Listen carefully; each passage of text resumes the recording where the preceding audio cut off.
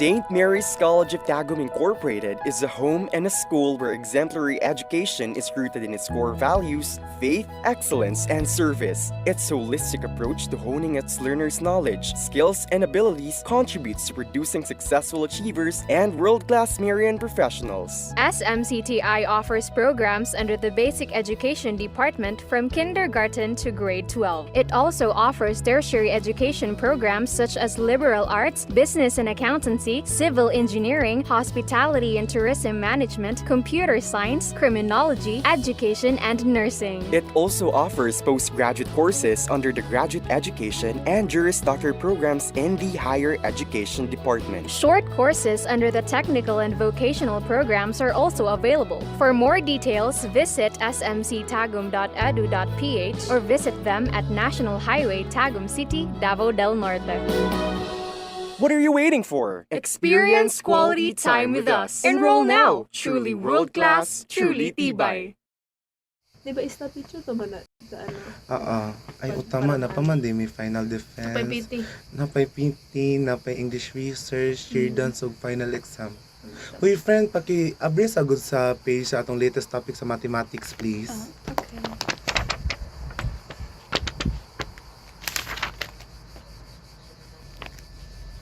Ano sa pagita? Hala ka pretty! Sa pagita na yung bookmark? Hala bitaw no. Ngano di ay? Di ba ingon nila kay ang sambagita kay nagasimbolize sa kuwan unsa ganito? Hala! Time na! No!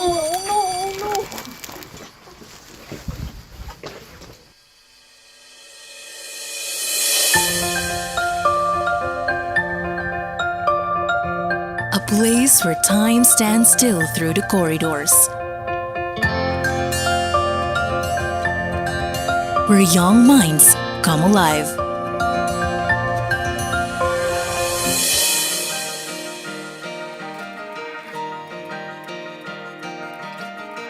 A place where education transcends the conventional and welcomes potential after potential.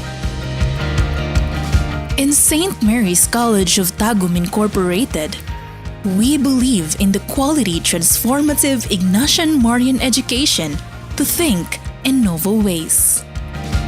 We're not just preparing students for the future, we are empowering them to shape it. In our classrooms, we don't simply relay knowledge,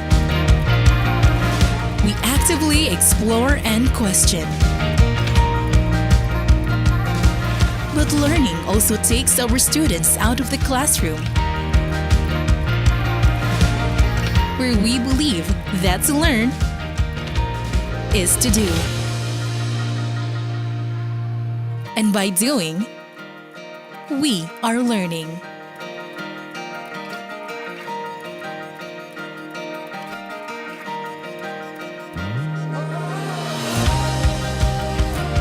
As we shape young minds in all levels in one school, our students broaden their horizons through cross-cultural and international academic engagements. It lies a drapery of stories, woven together by shared experiences, and through helping hands, where things are made possible for us. We found family, so we also paved the way for others. But through it all, we can hear the steady rhythm of our Ignatian Marian heartbeat of faith that pulls us toward becoming beloved and gifted messengers. We, Ignatian Marians, are empowered to tread in the footsteps of greatness, strive for excellence, and serve with love and compassion. Faith provides us with fortitude and courage to pursue our academic aspirations and make a difference, whatever we do and wherever we go.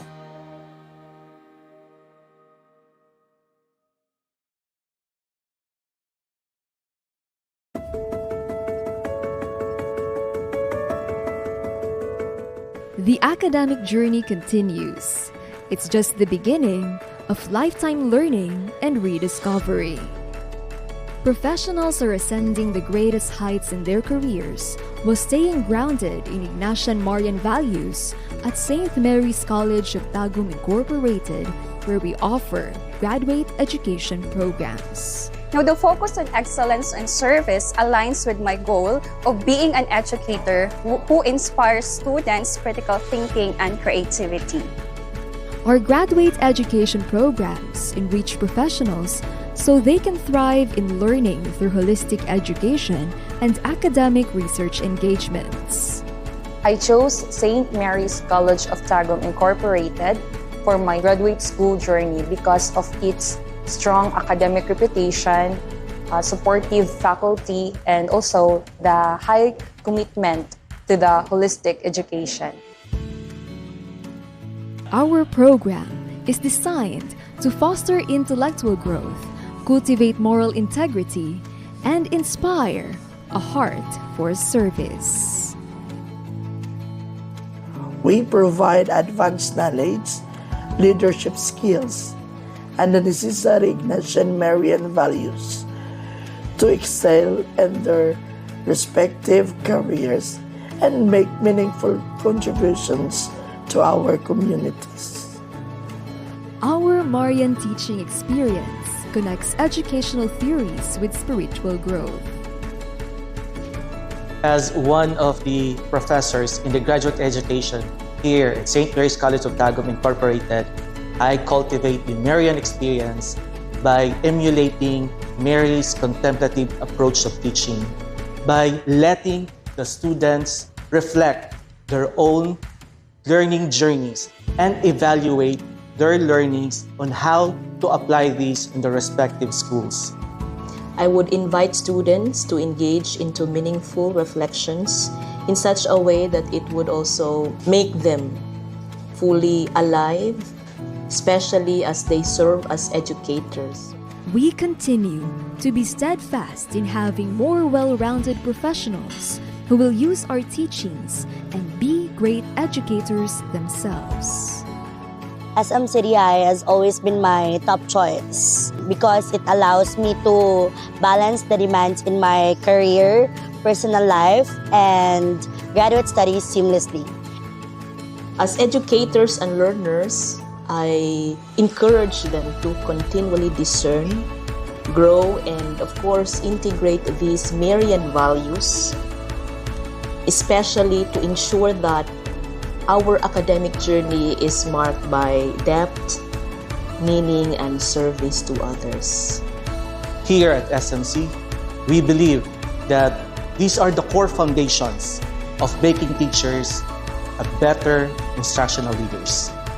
Let learning uplift society through cultivating ourselves with excellence, faith, and service in a place like St. Mary's College of Tagum Incorporated, where we keep coming back for more.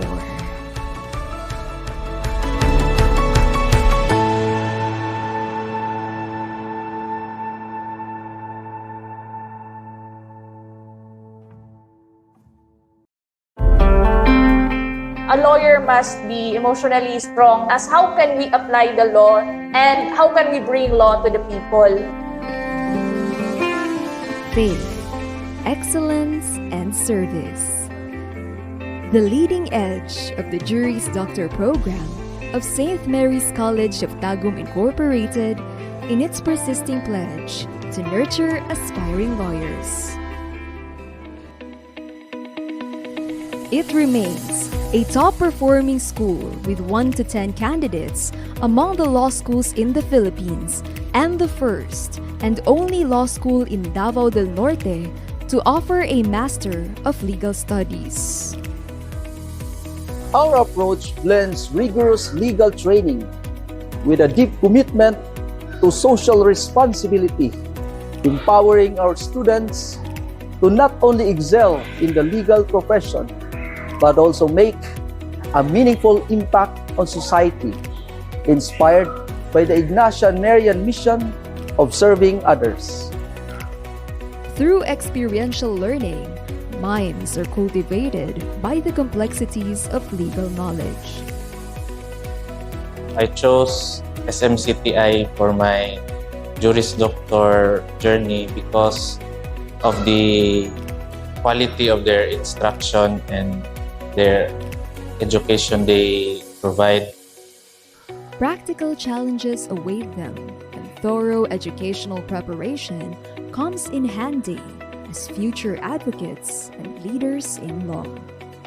It is highlighted on the subjects I took when I was in fourth year, specifically the Practice Court 1 and Practice Court 2, in which I had to participate in a mock trial and also pass legal writing exercises and also make a court observation reports, and through which it provided me experience, skills, and at the same time confidence, which will help me in the practice of law in the future. Every opportunity is within reach, where students are surrounded by peers and mentors who continue to believe. As a law student, one of my most memorable experiences is the Marianihan. It's held to help recognize the newly passed lawyers who passed the bar exam. It's also a chance for the students to come together as a community, to meet one another, and to also meet all the faculties and staff. Compared sa other na, you're just a student. You're just like you're there to keep up with their school rating. You're just a student. Dito iba. We're being valued. Like specifically deans, specifically the faculty, they want the best for each student and they genuinely want the student to win in their lives. And we really have amazing faculty and staff here sa SMCK. Dagan kayo itong mga judges, dagan po kayo itong mga prosecutors, mga fiscal, dagan kayo itong fiscals, and very taas ko po kayo mga experience sa mga professors na very knowledgeable in their field, and we're very lucky and very blessed to have them sa atong community. Diri sa, let's say, sa Tagum is, muna siya ang pinakadool nga law school from us. Like me, I am from Davao de Oro. Wala may law school sa amo ang probinsya. So, most of these students na nangandoy nga mahimong abogado o abogada, they will really go here sa city to pursue their dreams and aspirations na mahimo nga part sa legal community. Coming from a strong sense of community that raised excellent lawyers, it channeled Ignatian Marian lawyers in having deep-rooted consideration of societal issues and human lives. We don't just prepare our students to practice law, we nurture them to be advocates of fairness and agents of change.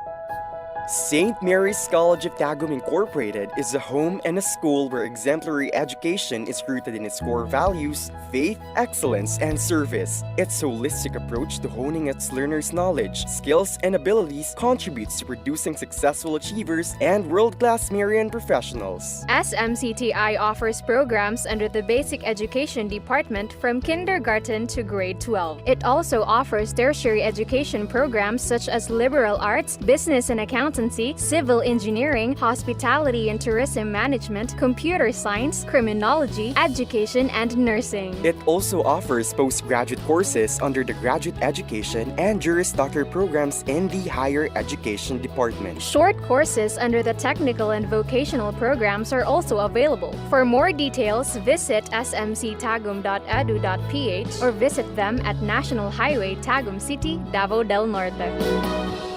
What are you waiting for? Experience quality time with us. Enroll now. Truly world-class, truly tibay. Diba isla teacher to ba na ano?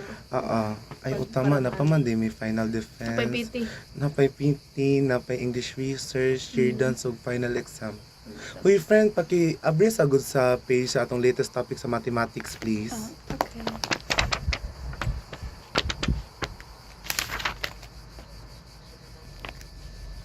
Lusong pagita. Hala ka pretty! Sa pagita na yung bookmark? Hala, bitaw no. Ngano di ay? Di ba ingon nila kay ang sambagita kay nagasimbolize sa kuwan? Unsa ganito? Hala! Time na! No, no, no.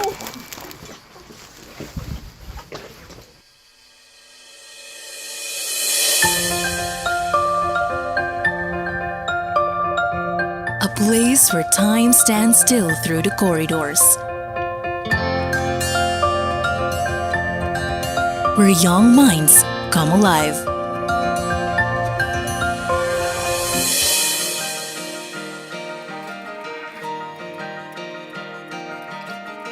A place where education transcends the conventional and welcomes potential after potential.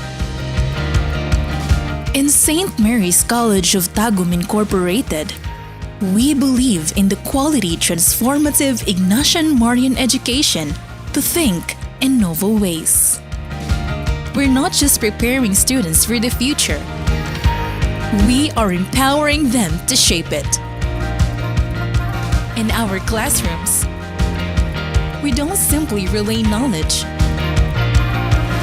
we actively explore and question. But learning also takes our students out of the classroom, where we believe that to learn is to do. And by doing, we are learning.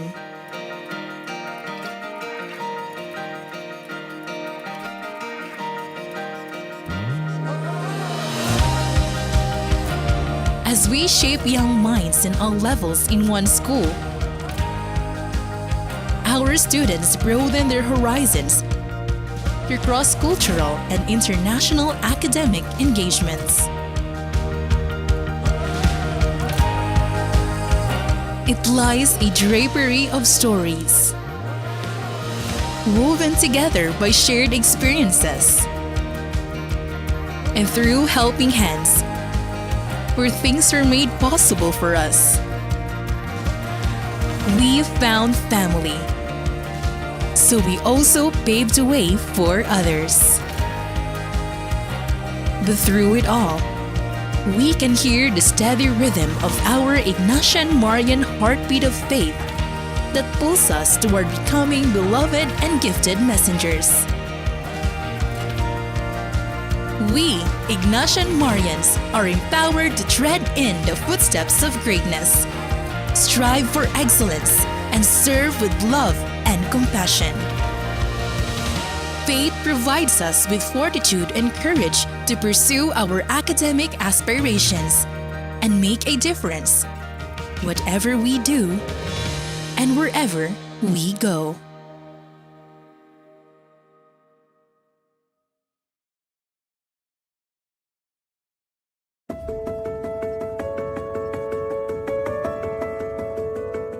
The academic journey continues. It's just the beginning of lifetime learning and rediscovery. Professionals are ascending the greatest heights in their careers while staying grounded in Ignatian Marian values at St. Mary's College of Tagum Incorporated, where we offer graduate education programs. Now, the focus on excellence and service aligns with my goal of being an educator who inspires students' critical thinking and creativity. Our graduate education programs enrich professionals so they can thrive in learning through holistic education and academic research engagements. I chose St. Mary's College of Tagum Incorporated for my graduate school journey because of its strong academic reputation, supportive faculty, and also the high commitment to the holistic education.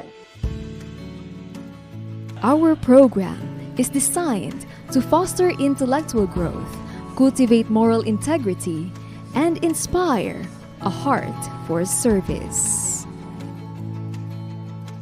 We provide advanced knowledge, leadership skills, and the necessary Ignatian Marian values to excel in their respective careers and make meaningful contributions to our communities. Our Marian teaching experience connects educational theories with spiritual growth. As one of the professors in the graduate education here at St. Mary's College of Tagum Incorporated, I cultivate the Marian experience by emulating Mary's contemplative approach of teaching, by letting the students reflect their own learning journeys and evaluate their learnings on how to apply these in their respective schools. I would invite students to engage into meaningful reflections in such a way that it would also make them fully alive, especially as they serve as educators. We continue to be steadfast in having more well-rounded professionals who will use our teachings and be great educators themselves. SMCDI has always been my top choice because it allows me to balance the demands in my career, personal life, and graduate studies seamlessly. As educators and learners, I encourage them to continually discern, grow, and of course integrate these Marian values, especially to ensure that our academic journey is marked by depth, meaning, and service to others. Here at SMC, we believe that these are the core foundations of making teachers a better instructional leaders. Let learning uplift society through cultivating ourselves with excellence, faith, and service in a place like St. Mary's College of Tagum Incorporated, where we keep coming back for more.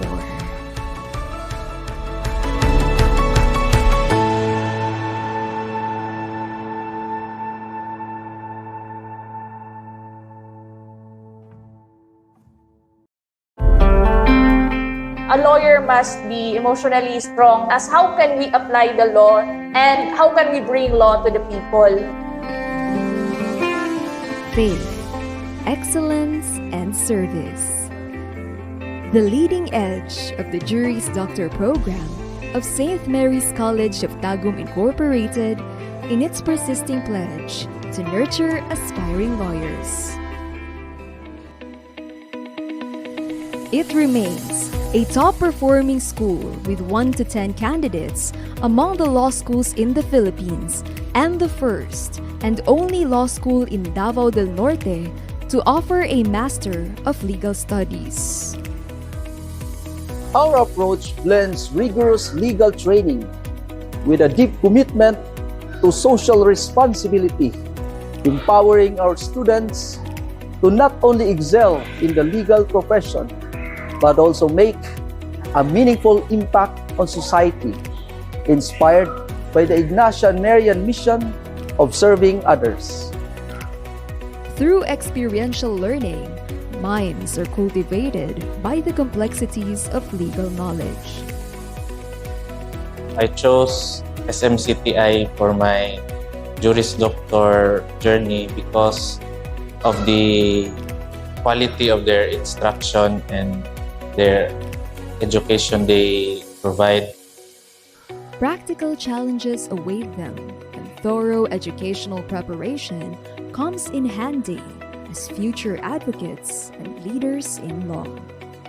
It is highlighted on the subjects I took when I was in 4th year, specifically the Practice Court 1 and Practice Court 2, in which I had to participate in a mock trial and also pass legal writing exercises and also make a court observation reports, and through which it provided me experience, skills, and at the same time confidence, which will help me in the practice of law in the future. Every opportunity is within reach, where students are surrounded by peers and mentors who continue to believe. As a law student, one of my most memorable experiences is the Marianihan. It's held to help recognize the newly passed lawyers who passed the bar exam, It's also a chance for the students to come together as a community, to meet one another, and to also meet all the faculties and staff. Compared sa other na, you're just a student. You're just like, you're there to keep up with their school rating. You're just a student. Dito iba. We're being valued. Like specifically deans, specifically the faculty, they want the best for each student, and they genuinely want the student to win in their lives. And we really have amazing faculty and staff here sa SMC kay dagan kayo mga judges, dagan po kayo mga prosecutors, no? Mga fiscal, dagan kayo fiscals, and very taas ko po kayo mga experience sa mga professors na very knowledgeable in their field, and we're very lucky and very blessed to have them sa atong community. Diri sa let's say sa Tago is muna siya ang pinakadool nga law school from us. Like me, I am from Davao de Oro. Wala may law school sa amo ang probinsya. So most of these students na nangandoy nga mahimong abogado o abogada, they will really go here sa city to pursue their dreams and aspirations na mahimo nga part sa legal community. Coming from a strong sense of community that raised excellent lawyers, it channeled Ignatian Marian lawyers in having deep-rooted consideration of societal issues and human lives. We don't just prepare our students to practice law. We nurture them to be advocates of fairness and agents of change.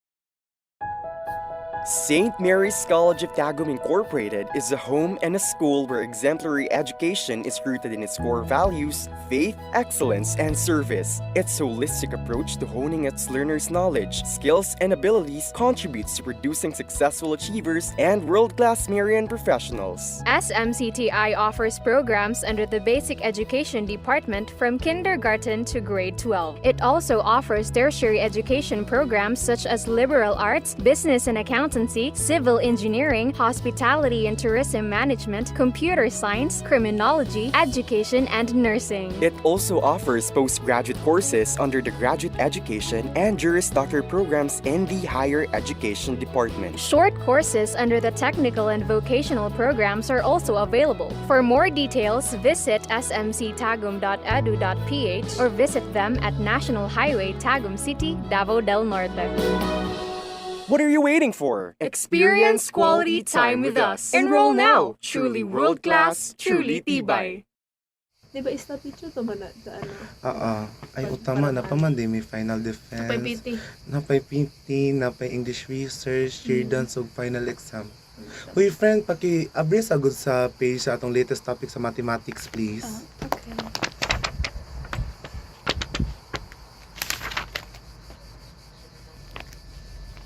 Lo, sa pagita. Hala ka pretty! Sa pagita na yung bookmark? Hala bitaw no. Ngano di ay? Di ba ingon nila kay ang sambagita kay nagasimbolize sa kuwan? Unsa ganito? Hala! Time na! No!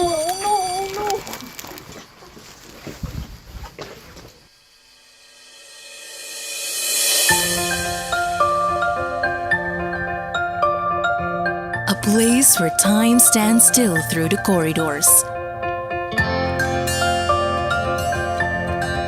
Where young minds come alive.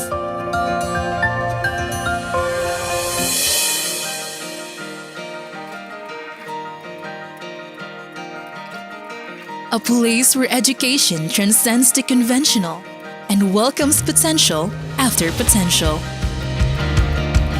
In St. Mary's College of Tagum Incorporated, we believe in the quality transformative Ignatian Marian education to think in novel ways.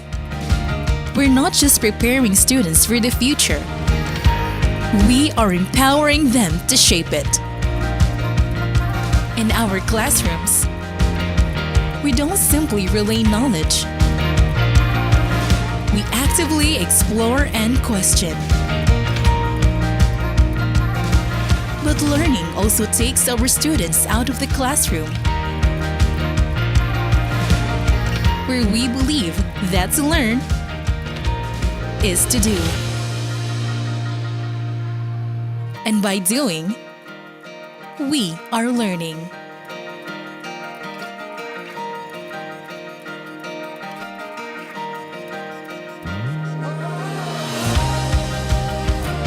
As we shape young minds in all levels in one school,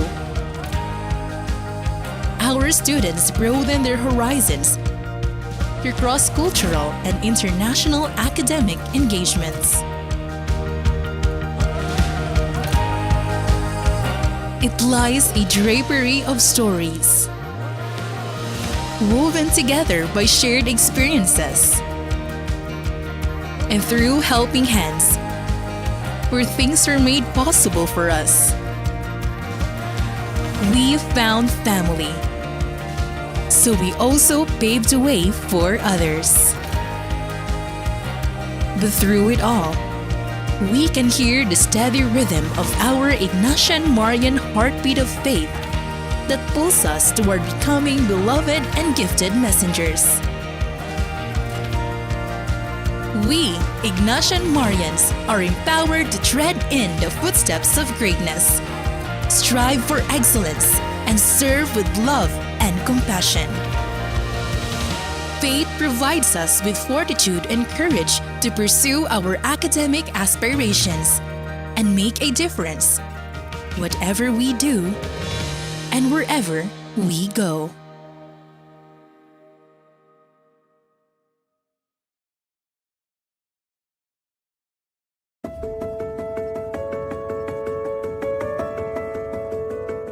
The academic journey continues. It's just the beginning of lifetime learning and rediscovery. Professionals are ascending the greatest heights in their careers while staying grounded in Ignatian Marian values at St. Mary's College of Tagum Incorporated, where we offer graduate education programs. Now, the focus on excellence and service aligns with my goal of being an educator who inspires students' critical thinking and creativity. Our graduate education programs enrich professionals so they can thrive in learning through holistic education and academic research engagements. I chose St. Mary's College of Tagum Incorporated for my graduate school journey because of its strong academic reputation, supportive faculty, and also the high commitment to the holistic education.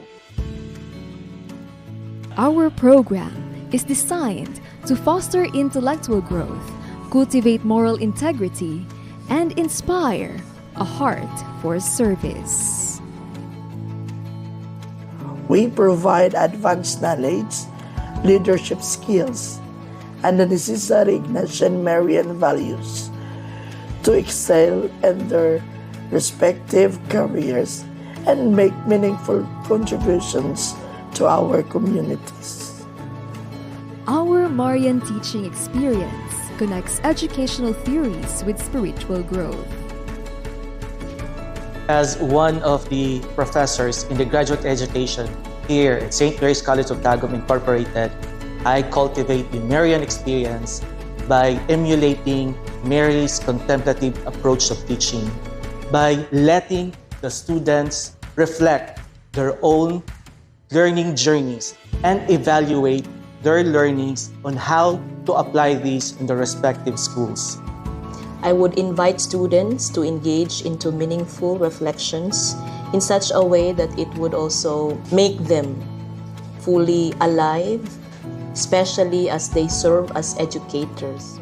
We continue to be steadfast in having more well-rounded professionals who will use our teachings and be great educators themselves. SM City I has always been my top choice because it allows me to balance the demands in my career, personal life, and graduate studies seamlessly. As educators and learners, I encourage them to continually discern, grow, and of course integrate these Marian values especially to ensure that our academic journey is marked by depth, meaning, and service to others.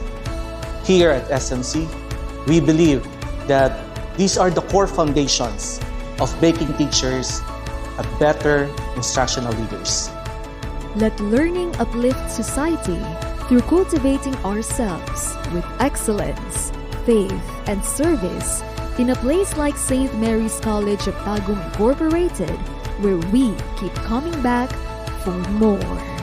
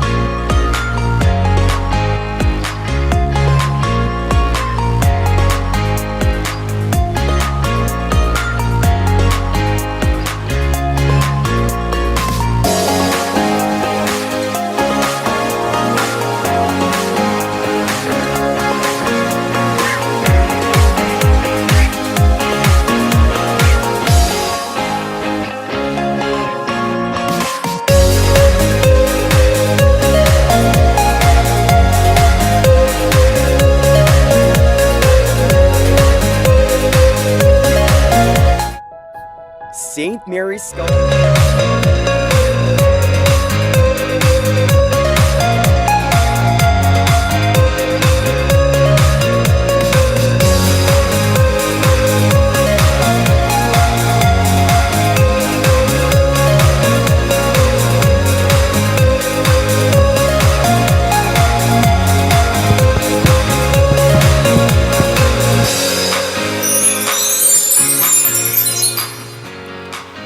Innovation is the creation of the new and rearranging of the old in a new way. Thus, innovation in research is the continuous pursuit of new ideas, methodologies, and technologies that push the boundaries of knowledge and drive meaningful advancements in various fields. As we begin today's sessions, we encourage open dialogue, critical thinking, and spirit of curiosity.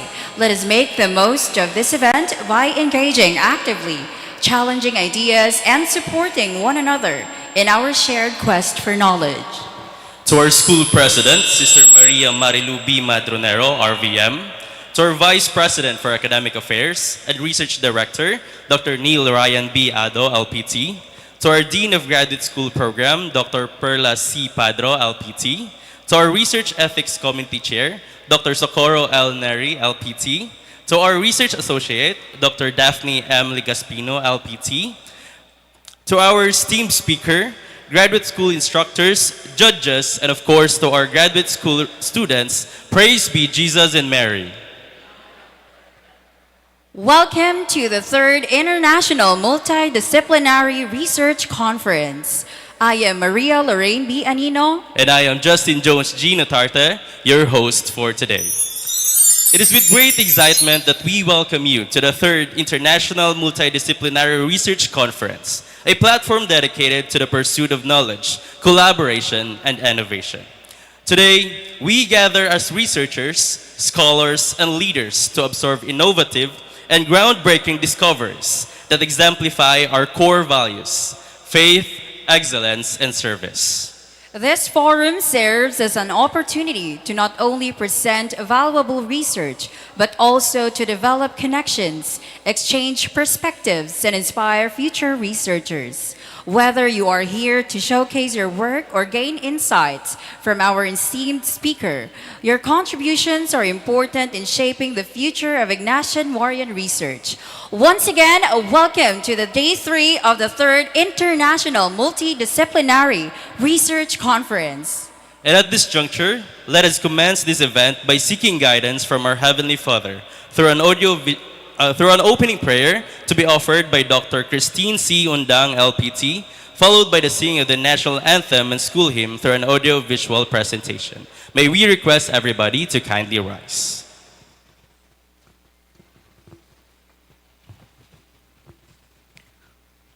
Let us be aware of God's presence within and among us. In the name of the Father, and of the Son, and of the Holy Spirit. Amen. Heavenly Father, we come before you today with hearts full of gratitude and minds eager for discovery. We thank you for the opportunity to gather here, share knowledge, and seek understanding. Lord, we ask for your guidance throughout this forum. Grant us wisdom to engage in meaningful discussions, creativity to think beyond the boundaries, and humility to learn from one another. May the students' research contribute to the greater good, inspire innovation, and lead positive change. Bless each participant here today. May our work be fruitful and our collaboration bring forth new insights. Help us always to remember that the pursuit of knowledge is not just for our benefit, but to serve others and make the world a better place. We pray for open minds, kind hearts, and the spirit of unity as we embark on this journey of learning and discovery together. In your holy name we pray, in the name of the Father, and of the Son, and of the Holy Spirit. Amen.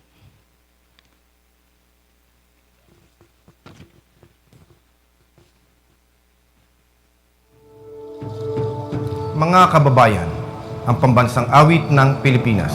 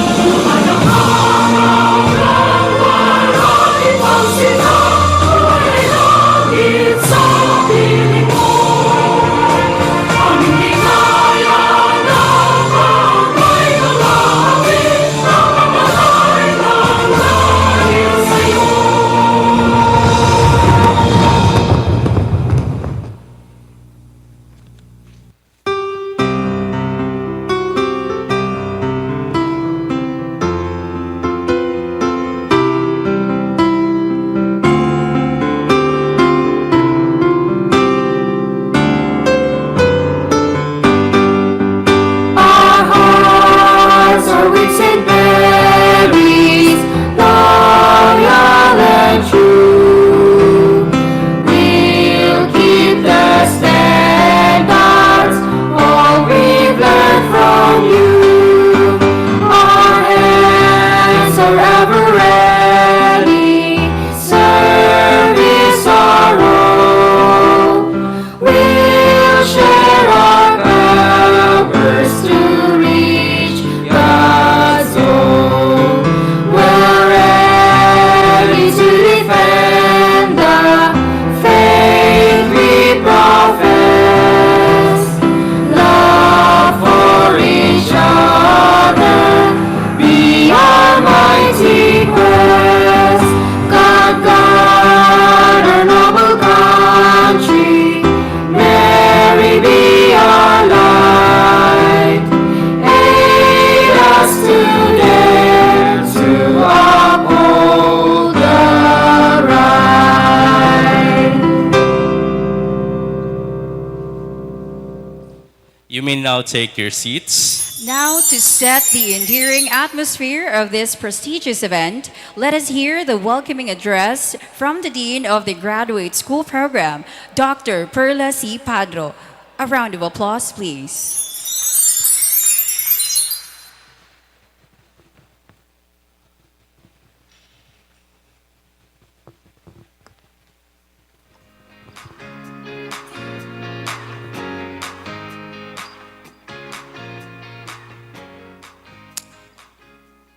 To our ever supportive school president, Sister Maria Marilu B. Madronero, RVM, to our young and dynamic VP for academics and at the same time, our research director, Dr. Neil Ryan B. Ado, the Management Council, our plenary speaker, who will be introduced later, as well as the judges, our GAP professors, thesis advisors, students, and guests, a pleasant morning to one and all.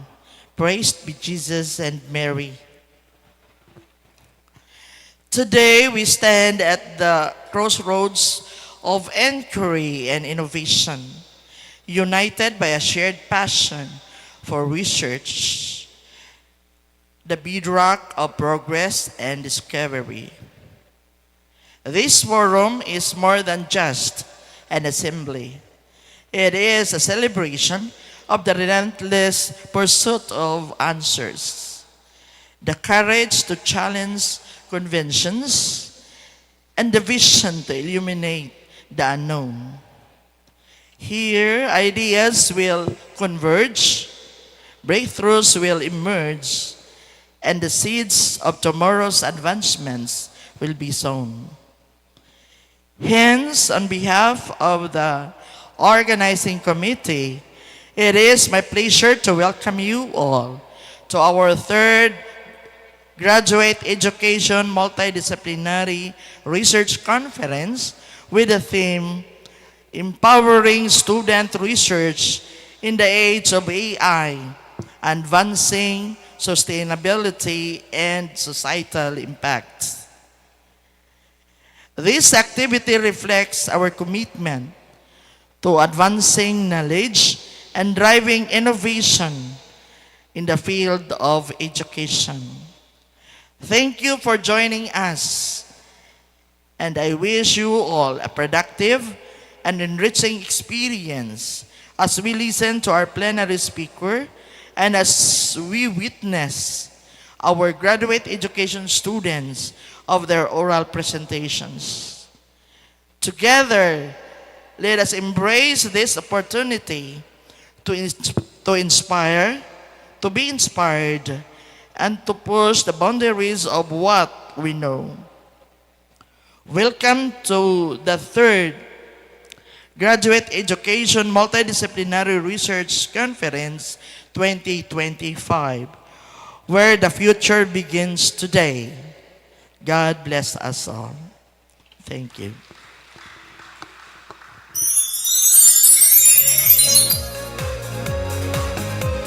Thank you, Dr. Padro. So without further ado, Let us now head forward to the awaited session of our Innovation and Excellence with the theme, Empowering Student Research in the Age of AI, Advancing Sustainability and Social Impact. We will hear valuable insights from our third plenary speaker, and for her introduction, may we call on Dr. Gina Oracion, LPT. A round of applause, please.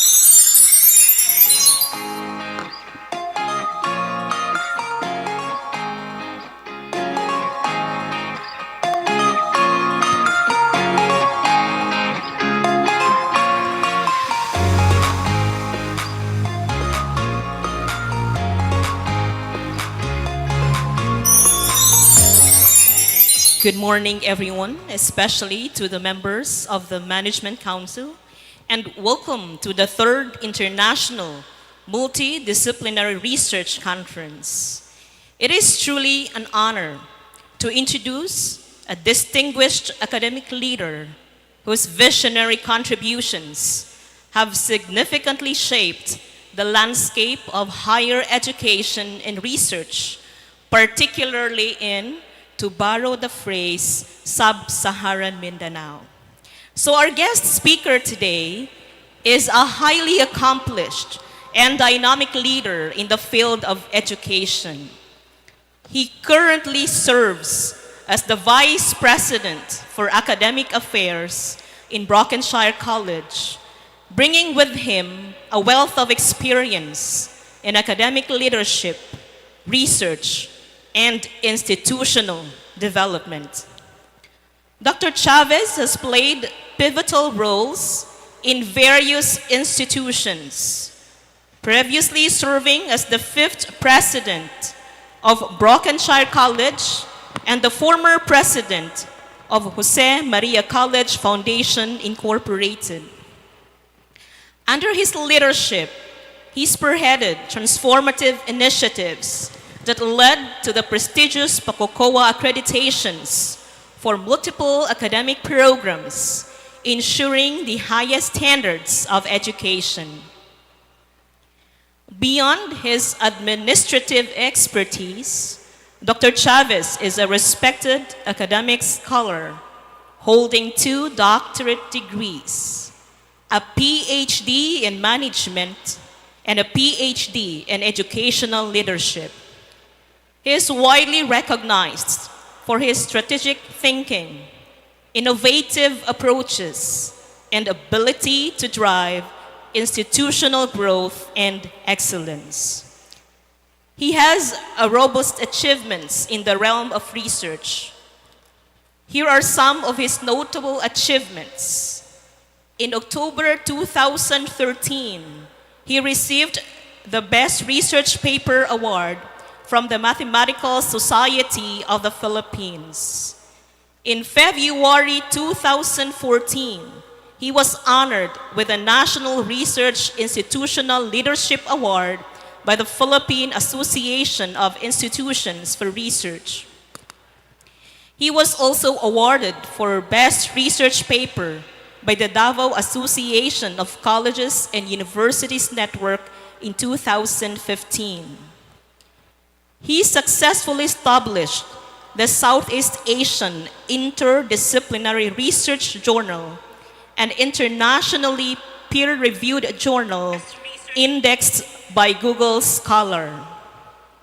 He has a significant number of research articles published in international and Scopus Index journals with notable H-index citations. He also secured various external funding for his projects in biodiversity and climate change studies.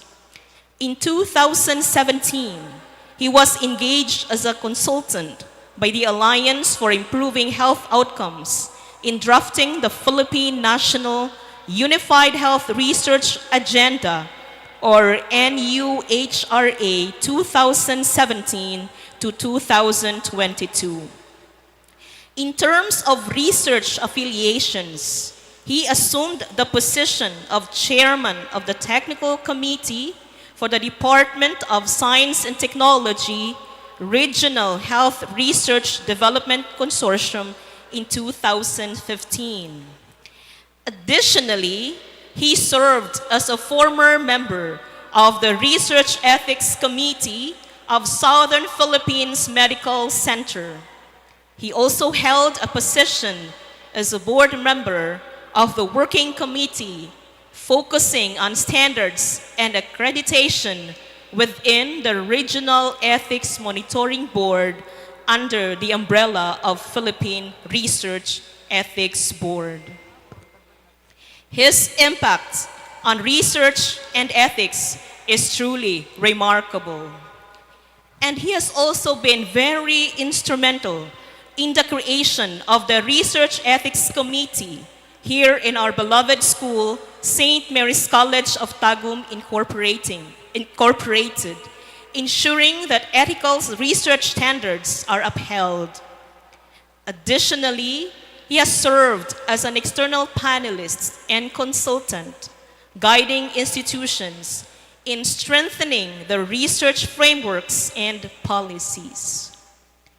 With his extensive experience and unwavering commitment to academic excellence, we are privileged to have him with us today to share his insights and expertise. Ladies and gentlemen, let us warmly welcome Dr. Felix C. Chavez Jr. A round of applause, please.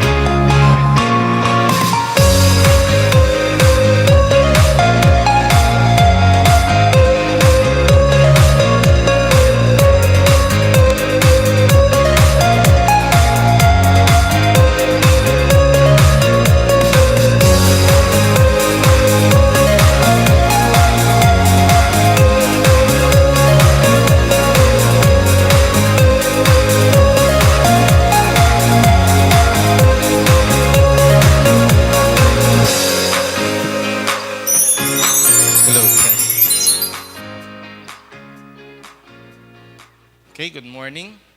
So first of all, I'd like to thank the St. Mary's College. This school is very close to my heart since I had an engagement before, particularly in the Research Ethics Committee.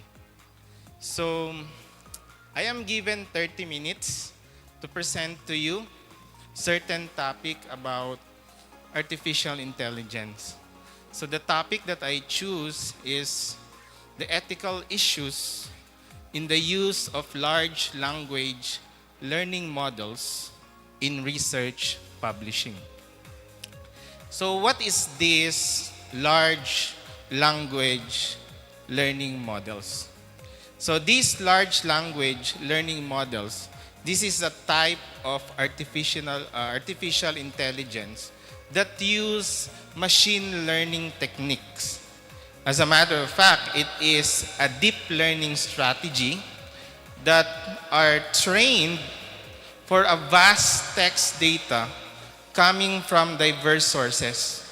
And these sources include websites, articles or journals, books, and some other database containing all information. So among the commonly utilized applications using the LLMs or the large language models, example of this is the most commonly used, the Chat GPT or GPT applications, okay? We have also other models like, for example, DeepSeek, Gemini, even Google is actually using LLMs, okay? So this is designed to understand, generate, and manipulate human language. So as a matter of fact, institutions like the academe should be open to this kind of development right now because we cannot anymore avoid artificial intelligence. So what we can do is to generate a policy, particularly when it comes to establishment of research integrity. So what are the applications of in research of these large language models or the LLMs? So first is that we can perform literature review and summarization. As a matter of fact, this is so powerful that we can even determine the key findings of the different literatures that we inputted, that we prompted, okay, or that we command with these particular artificial intelligence models. Aside from that, it has the ability to determine trends. Even in doing thematic analysis, it has the ability to do that kind of command. Also, utilizing the different literatures, I understand one of the very tedious process in conducting research is literature review. And that is very important. The literature review is a way for us to determine what are the things that has been done, what are the things that are not yet done. So that is why in your defense, for example, in the thesis defense, the first question is always, what is the gap that you wanted to address? What are the things in the previous knowledge in which there are confusions, in which there are areas that needs further investigations? And using these large language models or artificial intelligence that we call it in a simple way, it has the capacity to give us information. What are the areas in the previous studies, in the collection of literatures that we have, in which there are things that we can investigate. So it depends upon the prompt, and at the same time, it can also give us summary of the results of the previous findings. Aside from that, okay, it has the ability to draft and edit the manuscript. Before, when I look at literature, usually I look at how literatures are organized and written by the students or by the researchers or thesis writers. Sometimes we can determine if the statements in the literature or in the literature review are copy-pasted material. Without using the plagiarism tool, makikita ko before that merong areas like click here. So I have a notion that this is a copy-paste material from Wikipedia. But nowadays, because of the presence of this artificial intelligence, it might seem that it is written properly by the researchers. Okay? Because it has the ability to paraphrase, it has the ability to rewrite, it has the ability to rephrase a statement based on the prompt that you have provided in the model.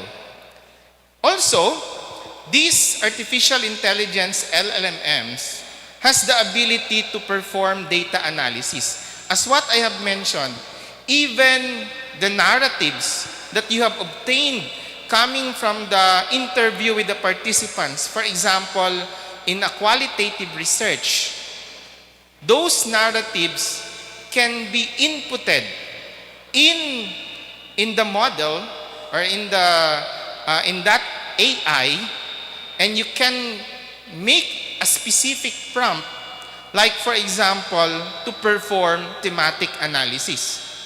So doing the thematic analysis, they can actually categorize that one. It will give you the themes, the codes, and the narratives that are associated with the codes. And it's very easy. It will not take minutes. It can actually give you information in just a matter of seconds.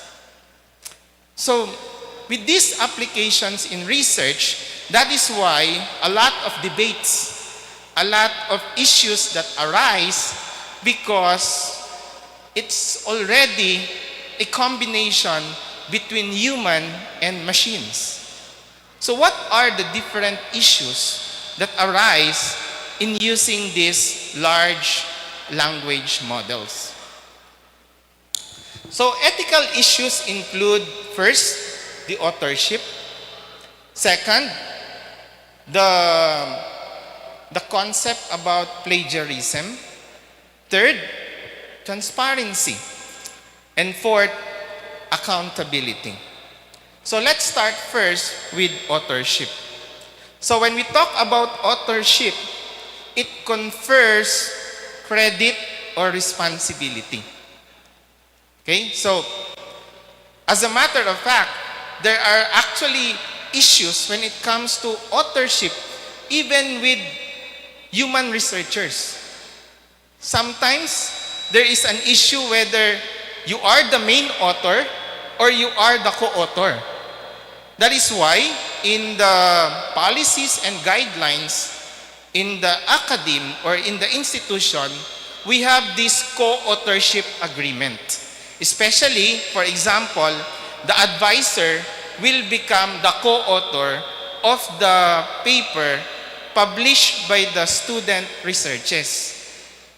So that would mean there are issues when it comes to ethics on that. Kasi we don't want, if that is the thesis of the students, it should be that the main author should be the student. Okay? But if the main author will be the faculty, it will become an issue. That is a human contribution when it comes to publication. Because in the CHED CMO 15-2019, it says that all researches or thesis in the graduate school, whether it is in master's degree or doctorate degree, should be published. And that is a requirement for graduation. So now is the implementation of that particular CHED memorandum order. So that should be the focus among researchers. It is because we are not doing research only for the purpose of academic requirement. Because in ethics, one of the essential components in ethics is social value. That would mean that we have the obligation to disseminate our findings. And that is why in your research, there should be a mention of your dissemination plan. How do you disseminate your findings? And the only way to disseminate the findings, it's not the only way, there are many ways. The one that you are doing right now, one way is through a research conference like this, and another way is publication. So when you publish It is a way for you to share your findings. And your findings can be utilized by other researchers, can be cited by other researchers in order to help future researches. Okay? Because in ethics, we always consider the relevance of your study. We are not just doing this one to extend information in the body of knowledge. We are conducting research so that we ensure that our research can be utilized, can be relevant to the society to improve the quality of life of the people. And that is why we are conducting this particular research. It's not an academic requirement. Now, going back to the issue of authorship, okay? This LLM has the capability to generate text, okay? That particular text is contextually relevant. So when you talk about contextually relevant, it is within the context of the research that you are studying. So it will provide, it will blur the lines between human contribution and machine contribution. So the question there, or the debate, is that do LLMs be considered authors, or if their use should be disclosed as a tool? Okay? So can you say that the author of that is ChatGPT? Will you cite ChatGPT as an author? Okay? So there are some issues or debates on that. Because one of the argument, these LLMs do not have free will. They don't have a moral and legal obligation. Because the one who utilize them and do the prompt is the human. So that is why there are recommendations, particularly in the most reputable journal. Example, The Nature in 2023, and HAMA, which is in the study of Flanagan et al. 2023. It says that LLMs should not be listed as authors because they lack the capacity to take the responsibility for the work. Remember that authorship is not only credit but also responsibility. So instead, their recommendation is that their use should be explicitly, clearly acknowledged in the methods or acknowledgement section. So it is very clear. But I haven't seen any policy in the meantime. Okay, but I know that there are some policies when it comes to the use of AI in some other institution. Some of the universities are posting already the policies in the use of artificial intelligence. But that is also very important. As to what extent is the use of the artificial intelligence? And how do you disclose the use of artificial intelligence? So the next aspect is plagiarism. Okay? So when we talk about plagiarism, it involves unauthorized use or a close imitation of another's work, and you are saying that it is your work. That is plagiarism. Sometimes, if copy-pasting literature and citing that one without citing, or even when you cite that one, the statement in toto, it is still plagiarism, or it's a word-by-word plagiarism. So that is why paraphrasing is very important. Synthesis of the literature is very important. And what you are going to do is to ensure that copyrighted content, okay, will not be plagiarized because there is a legal obligation on that. But the problem in these LLMs is that even copyright or publicly available content, they have the information on that particular aspect. They have this training data.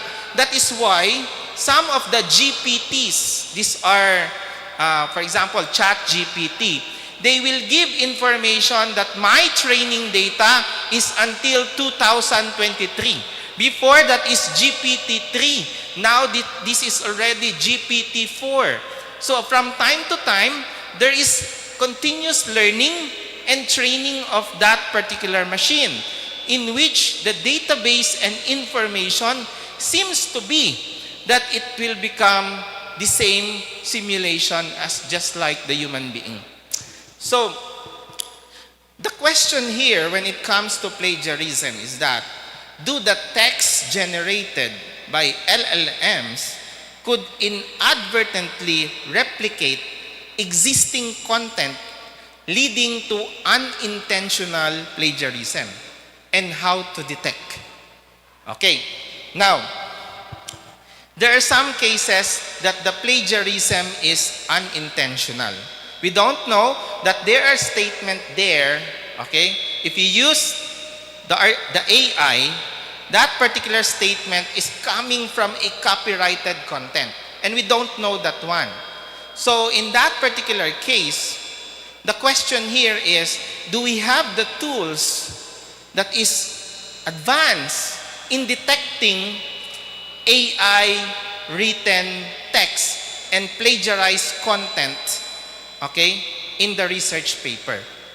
Nowadays, institutions are utilizing Turnitin. Okay, the Turnitin has the ability to detect AI content. However, Turnitin needs also to be upgraded to determine, aside from the AI content, but the plagiarized content generated by the AI. So in that particular case, because some of these plagiarism tools are already obsolete, it cannot anymore determine plagiarized content written by AI. So that is why there should be an emphasis of robust plagiarism detection tool, okay, that is generated by artificial intelligence. However, it doesn't really mean that we will just focus on the use of these particular tools. What we are going to do as a researcher, we need to carefully review the page-by-page content of our research paper to verify originality of the text that is produced by AI before you submit that one for publication.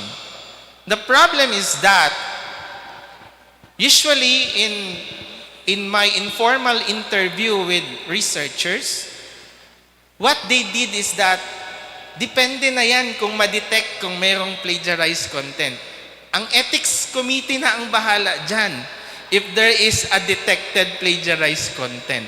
Kasi sometimes we want to graduate on time, so we don't consider the ethical soundness of the paper. Okay? So meaning, as a researcher, we have this responsibility because we are accountable of whatever written content in our research paper. The next is transparency. There should be a clear and open communication of methods, data sources, and contributions. Okay? So meaning, even methods, even the sources of data, and the contributors of data can be prompted in the language learning models. We can do prompt. Even when you prompt using APA format, it will give to you, the database will give that one to you. Even the authors, but you have to verify that one. Because sometimes this AI tends to hallucinate. They tend to hallucinate. They will give you statements that it seems to be accurate, but in reality, it is wrong. Even the authors that they provided, when you search that one in Google or any other database or journal database, you can see that it is not existing. So verification is actually very important when these models give you an answer out from the prompt that you have provided. So when we talk about disclosure of LLM use, what is the extent of this disclosure? Whether it should include specific prompt? Is it a policy of the institution? What is this in this particular statement or paragraph? I use AI on this, and this is my prompt. There are some institutions that require the students to any AI component of the paper, it should require the student what is the prompt that being used in that particular statement. Okay? So it all boils down to institutional policy. Another, what is the model version of the LLM? Because as what I have mentioned, there are some LLM that is just GPT-3. These are older models. There are some that is already upgraded model. So if you use the free account, it is the older model. If you use the premium account, meaning magbabayad ka, that is now the most upgraded or updated model. Okay? And at the same time, what is the training data of that particular model?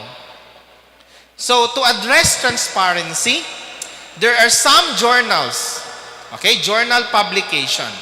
So usually you submit your paper in a journal publication, in a peer-reviewed journal publication. The journals should require authors to specify the role of LLMs in their work, including any text generation, data analysis, and other contribution.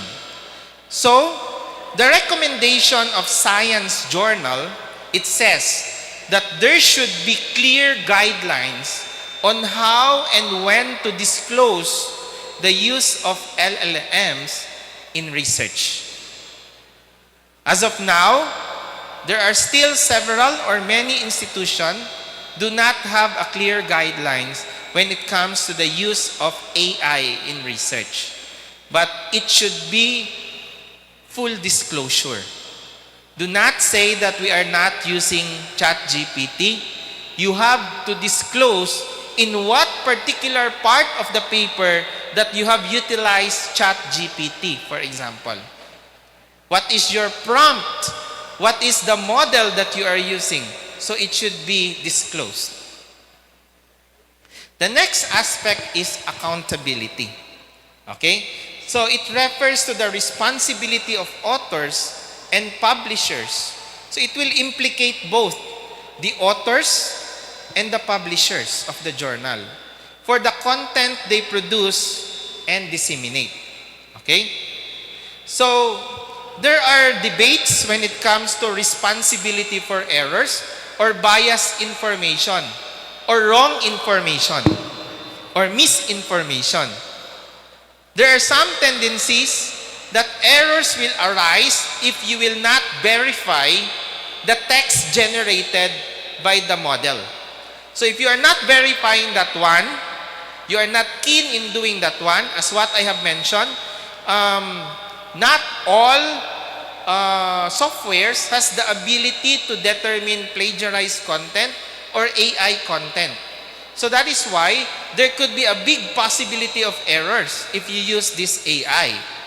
So if the generated content is incorrect or misleading, who is accountable? Okay? Alangan naman sabihin natin, it's the ChatGPT.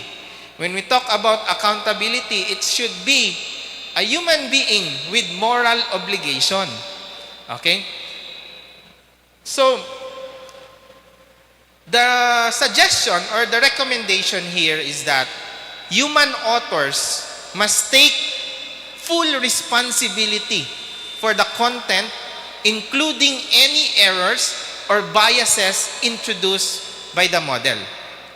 So, as a matter of fact, the World Association of Medical Editors calls for a clear policies on accountabilities when LLMs are used in research. So, based on the recommendation, it is really the author who will have the full accountability when it comes to the biases, when it comes to the errors in this particular research, especially in medical research. Because in medical research, there is a serious consequences because that is talking about life. Okay? So that is why accountability in the use of AI is actually very important. So in the European Code, so I'm using different guidelines, okay? Now there are some international guidelines, okay? But of course, those particular guidelines may not be as clear or specific. But in the European Code of Conduct for Research Integrity, it says that researchers should report their results and methods, including the use of external services or AI and other automated tools.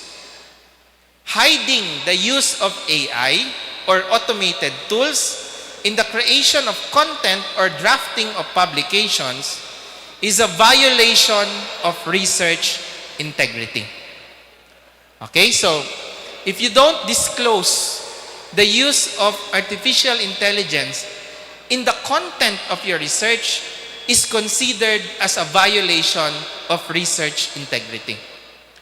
So, I'll give you an example in one of the journal publication when it comes to the disclosure of an author in the use of artificial intelligence.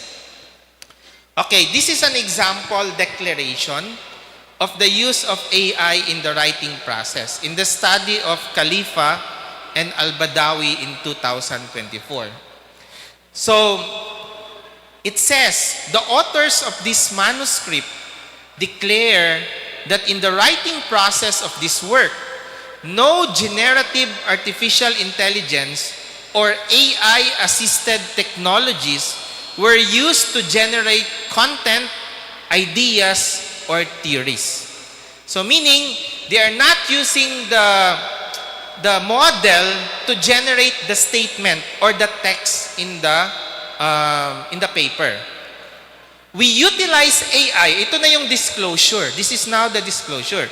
We utilize AI solely for the purpose of enhancing readability and refining language. Paraphrasing, grammar. So dun lang sila nag-focus in the use of AI. This use was under strict human oversight. So it doesn't really mean that they do the paraphrasing. Sometimes when you paraphrase, the thought will be different. If the thought will be different, then of course that is already an incorrect information.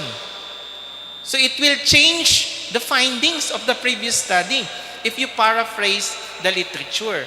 So they also disclose that this use of AI, this was under strict human oversight and control. After the application of AI technologies, the author carefully reviewed and edited the manuscript to ensure its accuracy and coherence.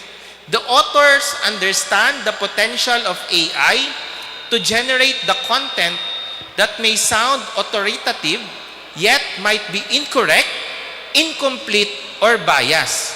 Okay, so there is a manifestation among the authors.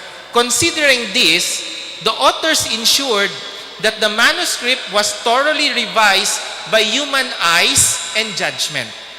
In line with the Elsevier's authorship policy, so the journal is Elsevier, the authors confirm that no AI or AI-assisted technologies has been listed as an author or co-author of this manuscript.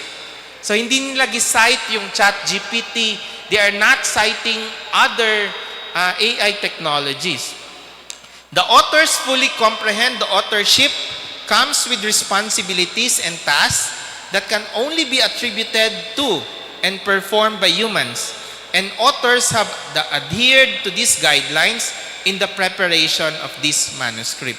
So this is an example of disclosure. Okay? This is an example of disclosure. Ang nangyayari kasi, what happened in many colleges and university, we are waiting for the results of Research Ethics Committee that you have an AI-generated content in the paper. And that's the time that you do the revision. It's not like that. It is our responsibility, it is our accountability to verify whatever information that you have provided, even when you are utilizing the use of artificial intelligence. So, I will leave you with a quote. In the age of artificial intelligence, the true measure of progress lies not in the tools we create, but in how wisely and ethically we wield them. Let us embrace the potential of large language models to illuminate the path of discovery, while never losing sight of the human values that guide our pursuit of knowledge. Okay? So thank you very much. I will entertain questions regarding the topic.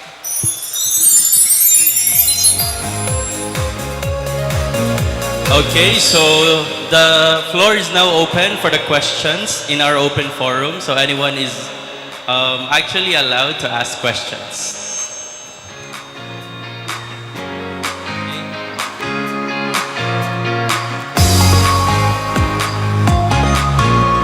Okay, so once again, we are open for any questions to be answered by Dr. Chavez.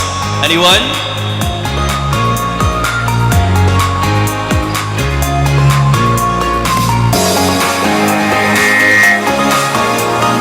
How about on this side? Sige daw po. Anyone? Okay, sir, do you have a question? No question. Okay. Okay, I believe it's the first question that's only hard, no? So, let's see who is the brave one who would begin the open forum with his or her first question. Okay, so we have a question here. Good morning, sir. Good morning, teachers. I am Orjopel Jan P. Sanchez, a first-year student, ADM student. My question, sir, is, in using AI, sir, can we consider it like the SPSS in a quantitative research? Then you, halimbawa in a thematic analysis in qualitative, can we compare these two, sir, na as a tool in using for us to be concerned para hindi gaanong mahirapan yung mga researchers, sir? Bali, ang paggagamit ng AI is kagaya ng paggamit ng SPSS. Yan po, sir. Okay. So, the question is whether an AI can be used an alternative for a statistical analysis software like SPSS. Okay. I have tried using ChatGPT to analyze the data with a raw data using, for example, independent t-test, Pearson R correlation. They will give you an answer. But, based on my experiences, majority of the results are inaccurate. That would mean that the training data of that ChatGPT is not yet really that precise in computing and with all the codes or information to analyze accurately the statistical analysis. But it will analyze statistical analysis. So meaning, the recommendation is that you still need those credible software like SPSS, R, and some Stata, for example, and some other softwares that are already recommended and credible and reliable in analyzing statistical data. Even in data analysis, in thematic analysis, as what I have mentioned, the AI tends to hallucinate. Sometimes, they will give you information that is not present in the narrative. The narrative or the raw quotes coming from the participants that you have provided. So, it still needs human verification.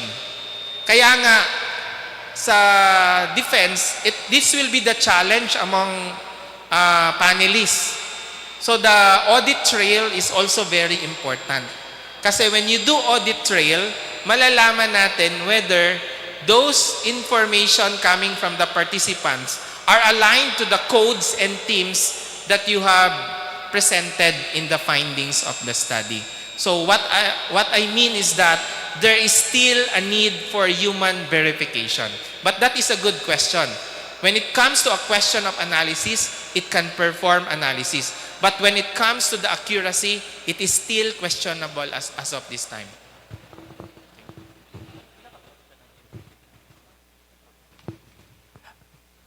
Okay, so I believe that answers the question. Okay, so we have also a question coming from the bleachers po, Doc. Okay, so we have here. Okay, we have, I believe, one question from here.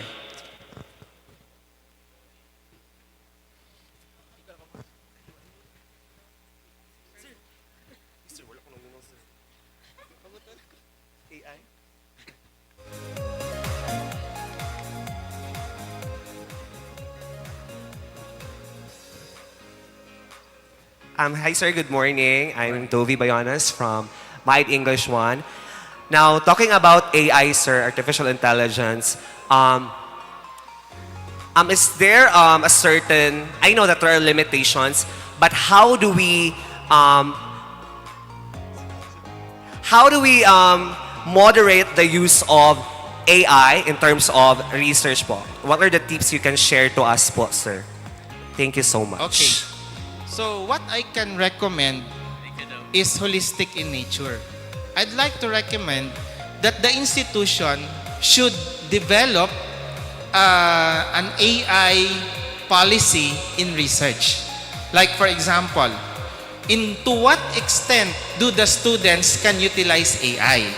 So for example, if the institution will just focus on refining the language and the grammar of the statement, if you allow that one, there should be a verification process. One of the verification process is what is the prompt that is being used in the paraphrasing of the statement, and what is the original content of the statement in the literature, and what is the result of the new refined statement. That is one of the verification process. So what I mean is that it is always up to the institution into what extent will the student utilize AI in research. And you can also include full disclosure among the students in what particular areas in the use of AI. As a matter of fact, for example, if you want to develop a interview guide coming from a research question of your qualitative research, for me, that's okay. It will guide you, but you can just verify whether that particular interview guide can really answer the research question of the qualitative research. So, meaning, institutions has the authority to determine what areas in research in which students can utilize AI. Okay? But that is a good question. It leads to an institutional policy. Okay, thank you once again, Dr. Chavez. Do we have the last question for this open forum? Anyone? Okay, I believe, Doc, that ends our open forum. Okay, so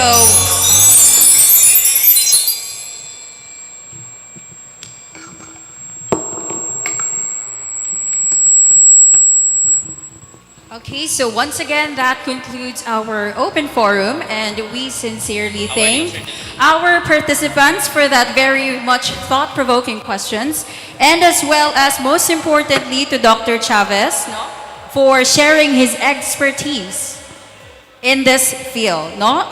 The AI's role in research and its impact in the society. Okay, so once again, let's give our hands to Dr. Chavez. A round of applause, please.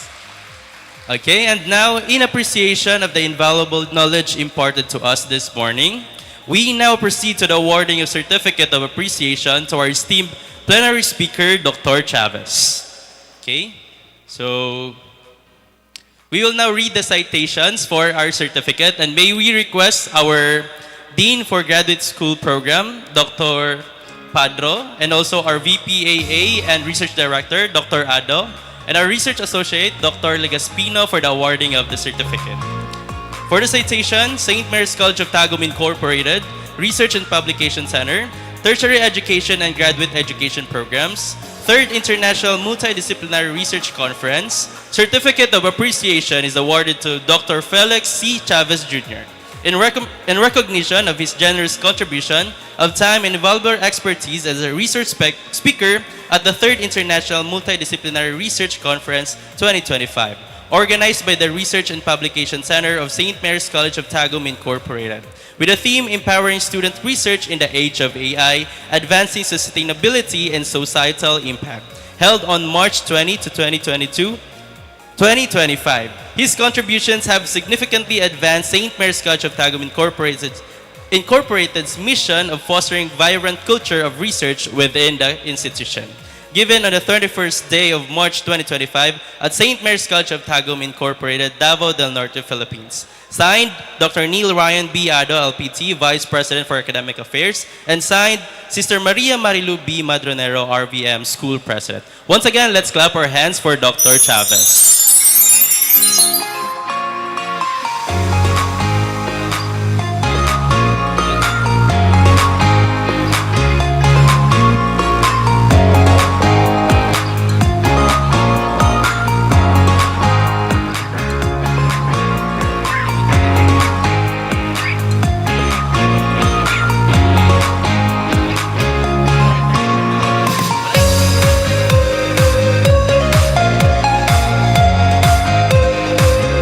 Okay, so once again, thank you, Dr. Chavez, for extending your time here in our institution.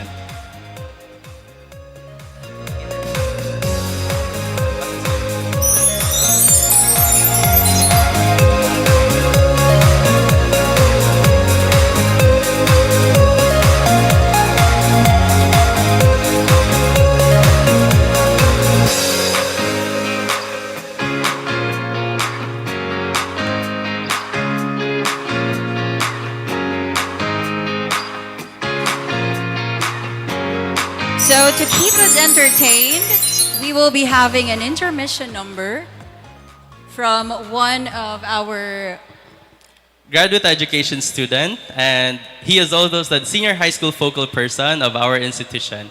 May we request Sir Terencio B. Laplana Jr. for our intermission number. A round of applause, please.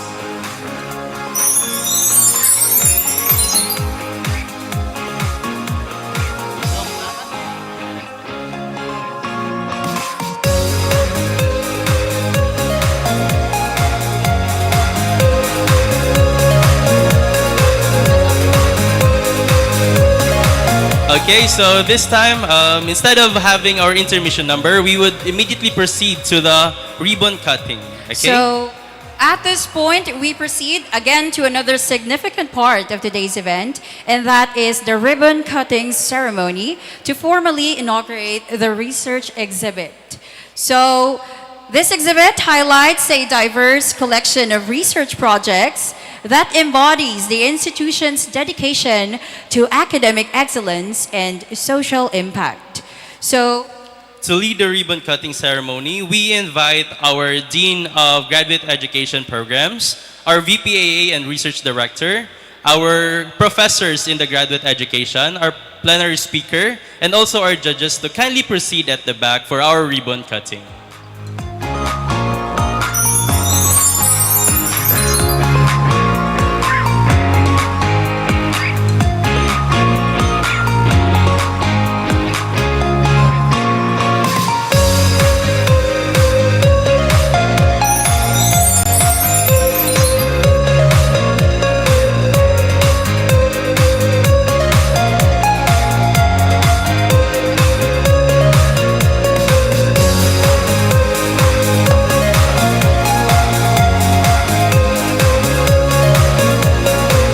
So everyone, kindly focus our attention at the back because at this moment we would now have our ribbon cutting.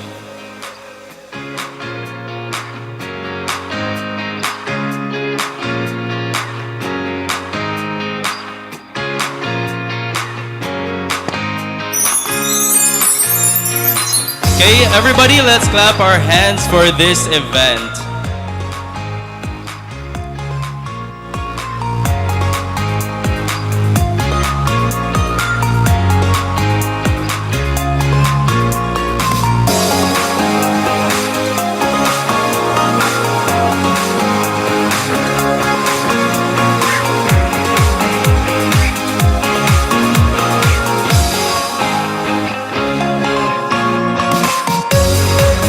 Okay, so thank you to our VPAA, Dean of Graduate Education Program, and our professors and speakers for leading the ribbon cutting.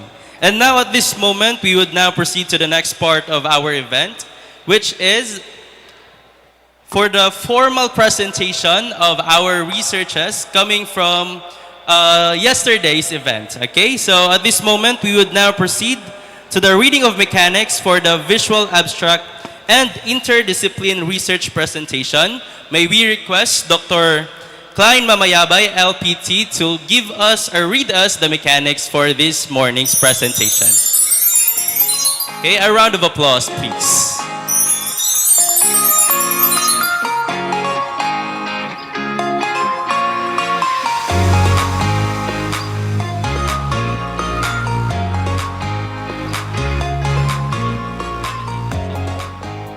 Good morning, praise be Jesus and Mary.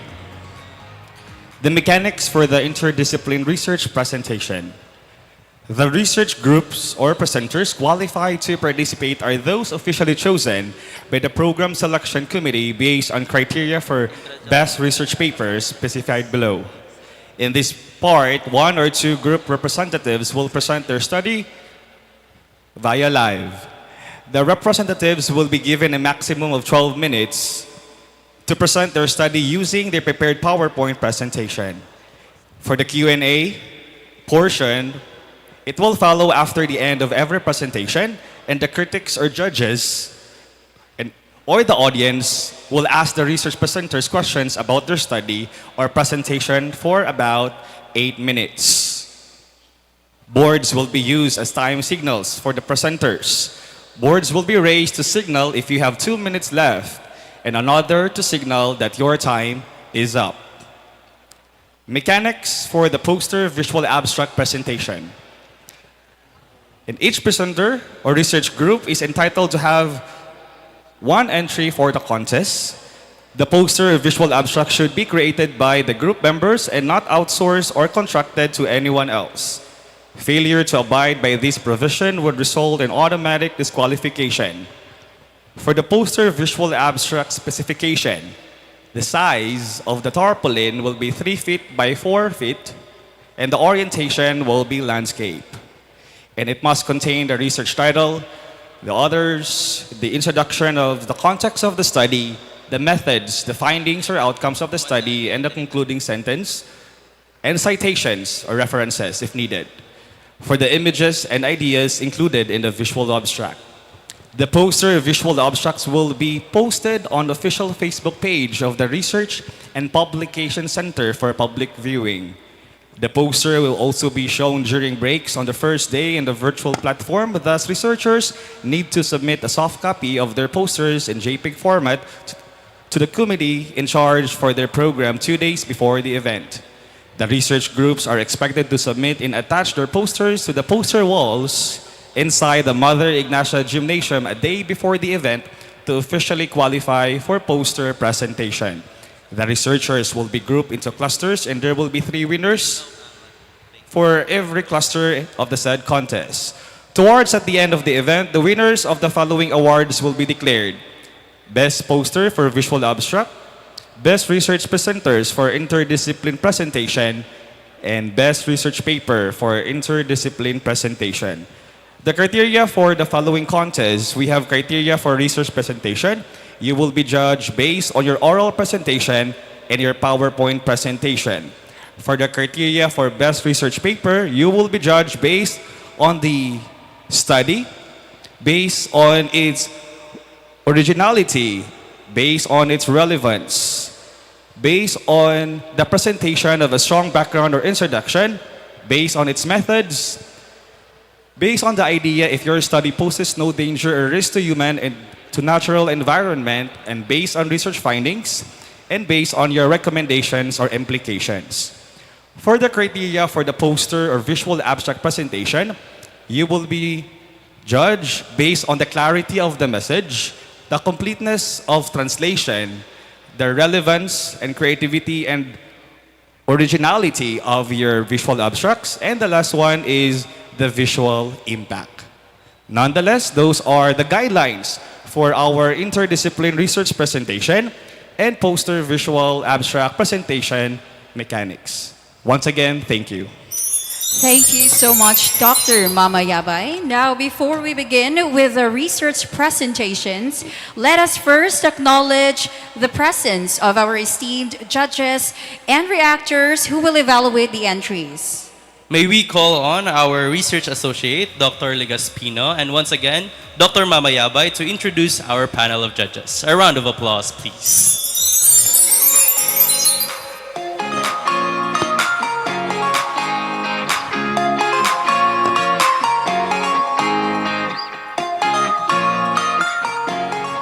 Once again, good morning. These are our judges for the interdiscipline research. For our first judge, he is already introduced to you as the Vice President for Academic Affairs and Student Services at Brokenshire College Incorporated. Once again, please help me welcome Dr. Felix C. Chavez, Jr.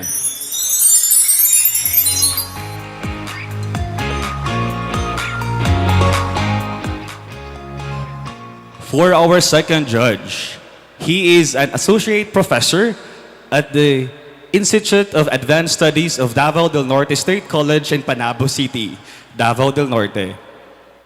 He serves as the Director for the Social Development and Human Security Studies Research Center and Program Chairperson for the Doctor of Philosophy in English Language Studies and Teaching Program. He served as the 2021-2022 FLTA Postdoctoral Teaching Fellow and Adjunct Visiting Faculty in the Department of Modern Languages and Literature at Gonzaga University in Spokane, Washington, United States of America, under the auspices of the Fulbright program. He earned a Bachelor of Arts in English Language, magna cum laude, and class valedictorian in 2013, a teaching diploma in secondary education major in English in 2014, a Master of English in Applied Linguistics in 2017 recommended for Best Master's Thesis, and a Doctor of Philosophy in Development Research and Administration in 2021 recommended for Best Dissertation from the University of Southeastern Philippines. He also completed a non-degree enrichment course in American Studies at Gonzaga University, USA. He is a licensed professional teacher and a forensic linguist who concentrates on the study of fraudulent texts and highly disputed documents. In 2022, he was conferred as the Most Outstanding Teacher Award in Davao Region by the Association of Region 11 Teacher Education Institutions, the Philippine Association for Teacher Education, Region 11 Chapter, and the Commission on Higher Education Regional Office, Region 11. Additionally, in 2024, he was awarded as the Most Outstanding Employee Award faculty category at Davao del Norte State College. Furthermore, he has attended, presented, and spoken at conferences in Australia, India, Indonesia, Japan, Malaysia, the Philippines, Thailand, the United States of America, and Vietnam. He has received 21 local, national, and international awards in the field of research. He has publications and research articles in press and Scopus and referred journals. He has served as a speaker, evaluator, judge, session chairperson, technical panel, and reactor at various local and international research conferences. Moreover, he has supervised master and doctorate students in various graduate programs at Davao del Norte State College. His interests include applied language studies, qualitative and quantitative research, development research, and administration, education and sustainability, discourse analysis, and indigenous studies. Please help me welcome Dr. Leo D. Ryan Jr.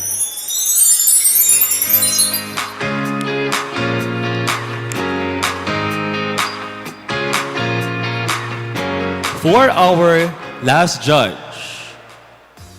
he holds a degree in Doctor of Philosophy and Education major in Applied Linguistics, magna cum laude. He finished his master's degree at Philippine Normal University, Mindanao campus. He graduated cum laude in his bachelor with a degree of Bachelor of Arts in Classical Philosophy, major in Classical Philosophy, minor in English. At present, he holds the rank Professor 4 at the University of the Immaculate Conception. He is the program coordinator of the graduate school program of the said university, who supervises the following degree programs: PhD Applied Linguistics, PhD Educational Leadership, PhD Filipino, MAID English, and MAID Filipino. In 2018, he was conferred Fellow of Research Institute in Research Singapore. He is a thesis and dissertation mentor and has won several awards in both local and international research conference.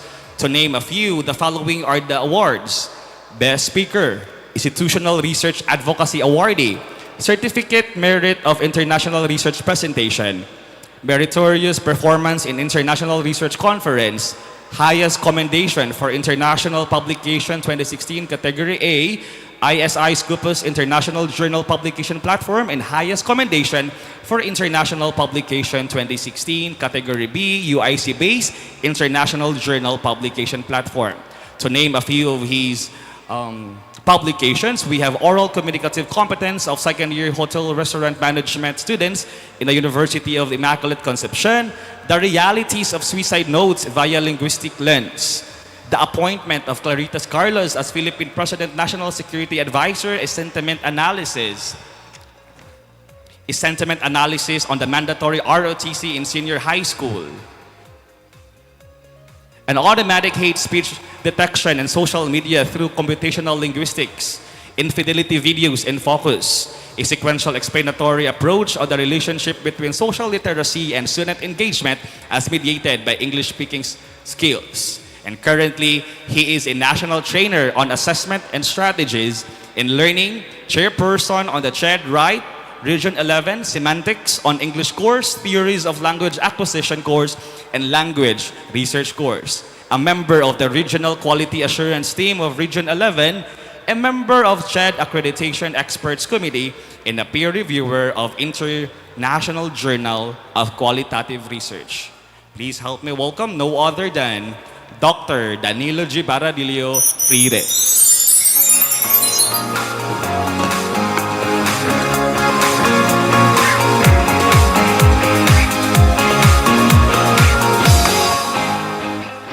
Good morning. Allow me to introduce the judges for the poster competition for Cluster A. He is a distinguished educator and researcher dedicated to advancing educational management and research excellence. He earned his Doctor of Philosophy in Educational Management from Davao del Norte State College in 2021. He also holds a Master of Arts in Educational Management from the University of Mindanao Tagum College, where he was recognized for academic excellence and leadership. His strong foundation in education began with a Bachelor of Elementary Education from the University of Southeastern Philippines Tagum Campus, where he graduated cum laude and received accolades for academic excellence and leadership. Currently serving as a Master Teacher 3 at Magugpo Pilot Central Elementary School under the Department of Education Division of Tagum City. He plays a key role in shaping the educational landscape. His expertise extends beyond the classroom as a DepEd Region 11 Research Quality Control Member, School Research Coordinator, and Consultant and Division Qualitative Data Analyst. A multi-awarded researcher He has received numerous recognitions. Beyond his research accomplishments, he has shared his expertise as a speaker and facilitator in various research trainings at both school and division levels. He has also presented his studies in prestigious academic events such as the 2023 Regional Research Colloquium, the 2022 Virtual International Research Congress, and the 2021 Policy Brief Crafting Session. Additionally, he is a 3-time Basic Education Research Fund BERF grantee, further highlighting his impact in the field of research. With his extensive experience and commitment to educational research and leadership, he continues to inspire educators and researchers alike. Let us all extend a warm welcome to Dr. Mike M. Leopardas. For our second judge, she is the Public Schools District Supervisor in DepEd of San Isidro District. Please join me welcoming Dr. Janice A. Fernandez. For our third judge for the Cluster B, she's the most outstanding school principal in Asia in 2022 and most outstanding Tagomenia in 2023. Let's give a warm welcome to Dr. Joy Jade Irelos. And for our fourth judge, she is the Education Program Supervisor in Science at the Department of Education, Tagum City Division. Holding a Doctor of Education degree, she specializes in qualitative research, science, investigatory projects, and institutional research. A passionate advocate for research and scientific inquiry, she has been a consistent qualifier in the National Science and Technology Fair, mentoring students and producing high-quality research outputs. She has also attended numerous specialized trainings and has been invited as a resource speaker in various seminars and workshops on research-related topics. With extensive experience in education and research, she continues to inspire and equip educators and students with the knowledge and skills to advance scientific exploration and innovation. It is our pleasure to welcome Dr. Hannelyn Boyles.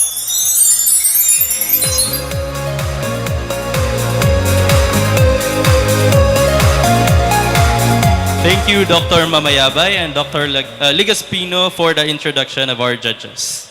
Now we proceed with the interdisciplinary research presentations, which will run simultaneously with the judging of the visual abstracts. So at this point, we respectfully invite our panel of judges to proceed to the display area at the back of our gymnasium, where we will begin, or they will begin, the evaluation. And researchers, please stand by your respective abstracts as the judges may ask questions or seek clarification regarding the study. So again, let us all give our full attention to the researchers as they share their valuable insights. Best of luck, all of the presenters. So to start with, we will now introduce our first presenter. Okay, for our first presenter coming from Cluster 1, Mad English, we have the research exploring the Exodus, a phenomenology on the pedagogical approaches of English teachers from the Philippines to international classrooms. Let us all welcome our first presenter, Andre Sherbeth Irana. A round of applause, please.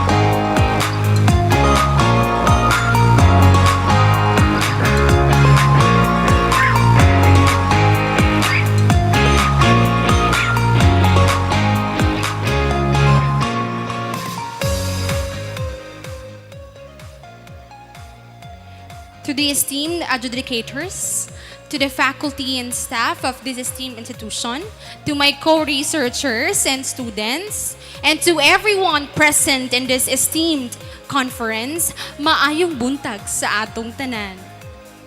Before anything else, allow me to introduce myself. I am Andrea Beth Irana, a college instructor and also a MAED English student of SMCTI. So this morning, everyone, allow me to present my study entitled Exploring the Exodus, a Phenomenology on the Pedagogical Approaches of English Teachers from the Philippines to International Classrooms. So to give you an overview of this study, a serious concern in the Philippines, however, is the large numbers of Filipino English teachers who choose to work overseas, resulting in a dynamic blending of cultures and teaching approaches in international classrooms. This phenomenon presents both obstacles and opportunities for teaching pedagogy, especially when it comes to adjusting to new surroundings and various educational landscapes. The migration of Filipino English teachers poses significant issues of adaptation to different teaching pedagogies in other countries. So these are the following studies from international, national, and local. So first we have the international context. So a study by Garcia and Soremi 2019 in China revealed that a significant professional challenge for foreign teachers, emphasizing the need for adaptation to intricate classroom dynamics, including cultural nuances, classroom management intricacies, and variations in student learning styles. Also in the Philippines, we have a study from Kahilog et al. 2023 found that a large number of participants, 30 in all, had substantial challenges as Filipino teachers formerly linked with the Department of Education or DepEd. Adapting to new pedagogical approaches is difficult because each country has its own set of teaching methodologies, strategies, and educational philosophies. Also, in the local context in the Davao de Oro, many educators are seeking opportunities abroad due to economic reasons, but they often face challenges in adapting to new teaching environment and pedagogical approaches after gaining international experience. So, these are the following research questions of my study. Number 1, what are the experiences of English teachers from the Philippines on pedagogical approaches to teaching international classrooms? Second, how do English teachers from the Philippines cope with the challenges they encounter in terms of pedagogical approaches in teaching international classrooms? And third, what are the insights of English teachers from the Philippines on pedagogical approaches to teaching international classrooms that can be shared with others? These are the following theories behind this research. Number 1, this is anchored to Vygotsky's constructivism learning theory. We also have Krashen's comprehensible input hypothesis. And last, this is also linked to CLT approach or the communicative language teaching approach. So for the research design, this study is a qualitative research methodology with a phenomenological approach. Participants were based on purposive sampling using snowball sampling technique. Purposive sampling strategies, we all know that this is by deliberately selecting specific cases or individuals to ensure the representation in the research sample. And also, we all know that snowball sampling technique relied on networking and referrals. For the research participants, so my research participants are 14 Filipino English teachers from the Philippines. Specifically, 7 were engaged in IDI and 7 were also engaged in FGD. So participants were selected based on the following inclusion criteria. Number 1, they must be a licensed professional English teachers. Second, must have teaching experience in the Philippines, whether in basic education or in higher education. And last must be from the Philippines who were employed for at least 2 years overseas as teachers in public or private schools. For the data collection procedure, so first, from the ethical approval obtained from the Research Ethics Committee of the SMCTI. Also after that, I approached my participants and gave ICF or informed consent. Participants signed the ICF detailing the study's purpose and their rights. Also, FGD and IDI were conducted through Google Meet and Zoom, or depending upon the participant's preference or choice. And also, given that my participants are employed in different areas of the world with different time zones, so I had to do scheduling, prioritizing the participants' availability and convenience. And also, of course, as part of the data collection, real-time recording, I captured the responses and key insights during the interviews. For the data analysis, I did coding, process, and the thematic analysis. So, for the results, these are the following results of my study per research question. For the first research question, again, the RQ1 is all about what are the experiences of English teachers from the Philippines on pedagogical approaches in teaching international classrooms. So, these are the following themes that emerged. Number one, using an interactive approach to learning, adjusting teaching methods based on student feedback, enduring language barriers, embodying cultural sensitivity, and dealing with cultural differences. So these are the following results for my RQ2, which is all about how do these teachers cope with the challenges. We have here 5. Number 1, engaging in professional development opportunities, having peer collaboration and support from colleagues, utilizing readily available educational materials, enhancing communication skills, and fostering patience in teaching. For the last research question, these are the following results. Number 1, confronting misconceptions, adapting to teaching demand, demonstrating resilience, and also cultivating a growth mindset. So for the implications for teaching practice, these are the following. Filipino teachers overseas navigate linguistic, cultural, and student-related challenges by relying on their adaptability, resilience, and commitment to continuous learning. These qualities help them refine teaching strategies to meet the evolving needs of international classrooms. Teachers who can adjust their communication methods and classroom management to suit diverse cultural contexts, create more inclusive and effective learning environments. Patience plays a key role in managing the emotional and professional challenges of teaching abroad. And also, to thrive in international classrooms, teachers should develop flexibility, cultural awareness, patience, and commitment to continuous professional growth. These findings offer key guidance to educators, policymakers, and institutions to improve teaching and learning process.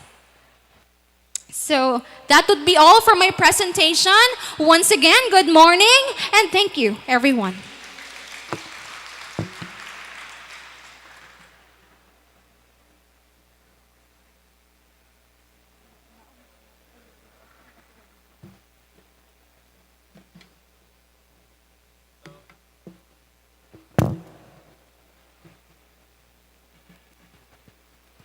Okay, at this juncture, the floor is now open for the questions coming from our panel of judges.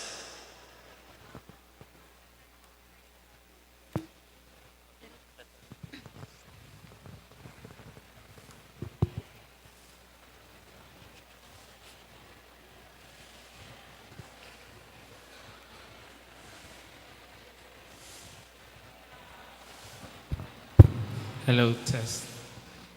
First of all, I'd like to congratulate you for coming up with a completed study. And that phenomenon is really existing. I agree that many Filipinos go abroad and there are some challenges encountered because of the differences when it comes to the methodologies or pedagogy of teaching. My question is somewhat technical. Since you have highlighted different theories, okay, because this is phenomenology, how does your finding have something to say with the theories that you have mentioned in your study? Thank you po, Doc. So I highlighted 3 theories in my study. So So first would be the constructivism by Vygotsky. So I believe that this is really applicable to my study since that I have, based on the responses of my participants, they said that learning is more effective when it's done or when it's, if it's used by action. So I had participants wherein it was all about numbers, so telling or students learning the numbers, but what she did was, it was all about grocery shopping. So she did grocery shopping activities so that the students could learn it better. So I have observed that in the constructivism learning theory, this is really applicable in terms of teaching international classrooms. Since students, according to participants, students learn better when it is done or when it is, they are the one experiencing it.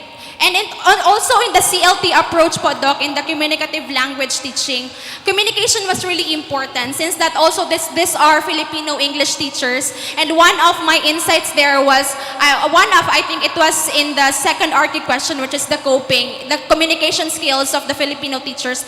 This was really helpful in terms of navigating in the international classrooms because their communication skill really helped them to teach those students, especially those Thai students who didn't even know what are the difference between R and L. So it was really effective po, Doc, the CLT and the constructivism approach. Thank you po, Doc. All right, Ms. Researcher, congratulations for being able to present the results of your study. This is a qualitative research, and the beauty of the qualitative research is whatever you place onto your title should have been justified in the course of your research. I would have wanted to see much of the exodus thing in the paper, and you actually venture into already a very concrete experience on the pedagogical approaches. How would you now try to convince the readers as to the exodus thing, the reasons of the exodus of these teachers from here to the Philippines? Because the title suggests that you're exploring the exodus.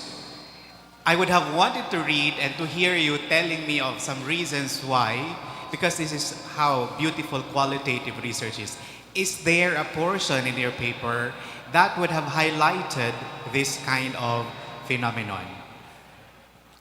So in terms of exodus, Doc, so migrating to other countries. So I believe I can link this to one of the results in the RQ3, which is all about the insight. So I have there the confronting misconceptions. So it was believed that when you are here in the Philippines or you are a teacher here in the Philippines and you go abroad, so it will only be all about the financial aspects. It will only be all about the money, the high salary, but according to my participants, it's not just that, Doc. So, there are a lot of things that you need to consider. That is why they need to confront the misconception, especially when in terms of pag naana daw sa gawas kay dako kayog sweldo, pag naana daw sa gawas kay di na gid mo balik, lami na gid kayo ang kinabuhi didto. But they confronted this misconception, Dong, because that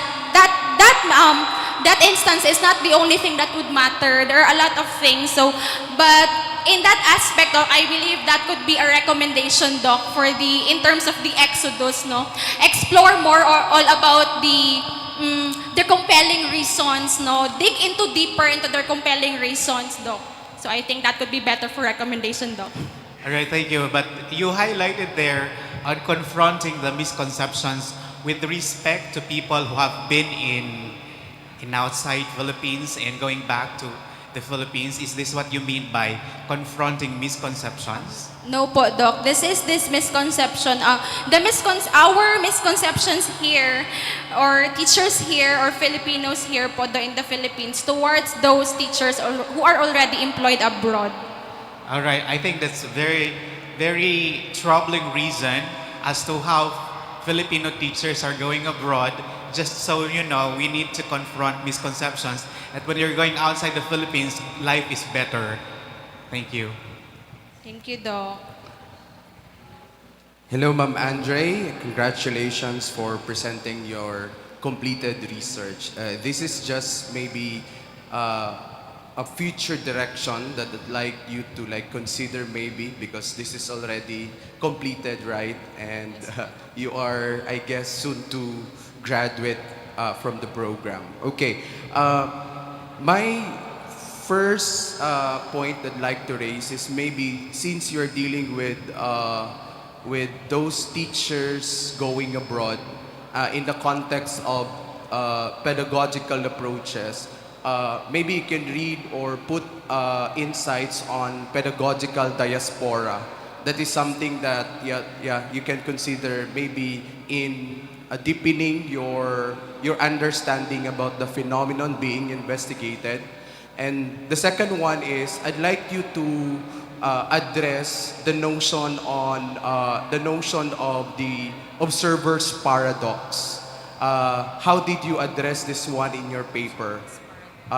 Given that this is a qualitative research, our apparent influence as researchers may try to like provide or influence our participants, especially during the interview process. And the way I look at the paper, this is something like a nexus or a combination of a case study and a phenomenological research, because your research question number 2 asks about the challenges, and the challenges is a question we ask for a case study. Number 1 and number 3 are allowable for phenomenological research, but number 2, because that is very specific, and we are trying to case now the experiences, the lived experiences into the challenges, instead of really letting them share their lived experiences. And lived experiences can be positive, negative, or any experiences that they have, of course, experience along with the phenomenon. So I guess not really questions, but some considerations for, especially if you will like to consider this one for publication. Congratulations po. Thank you so much, Doc. Okay, so that was all for presenter number 1. So thank you so much, Miss Andri Sherbeth Irana, no, for sharing your insightful presentation on the exodus or a phenomenology on the pedagogical approaches of English teachers from the Philippines to international classrooms. Now let us proceed to our next research presentation. We invite Miss Joanne Alcover and her study titled Qualitative Inquiry on the Initiatives of School Leaders in Addressing Bullying.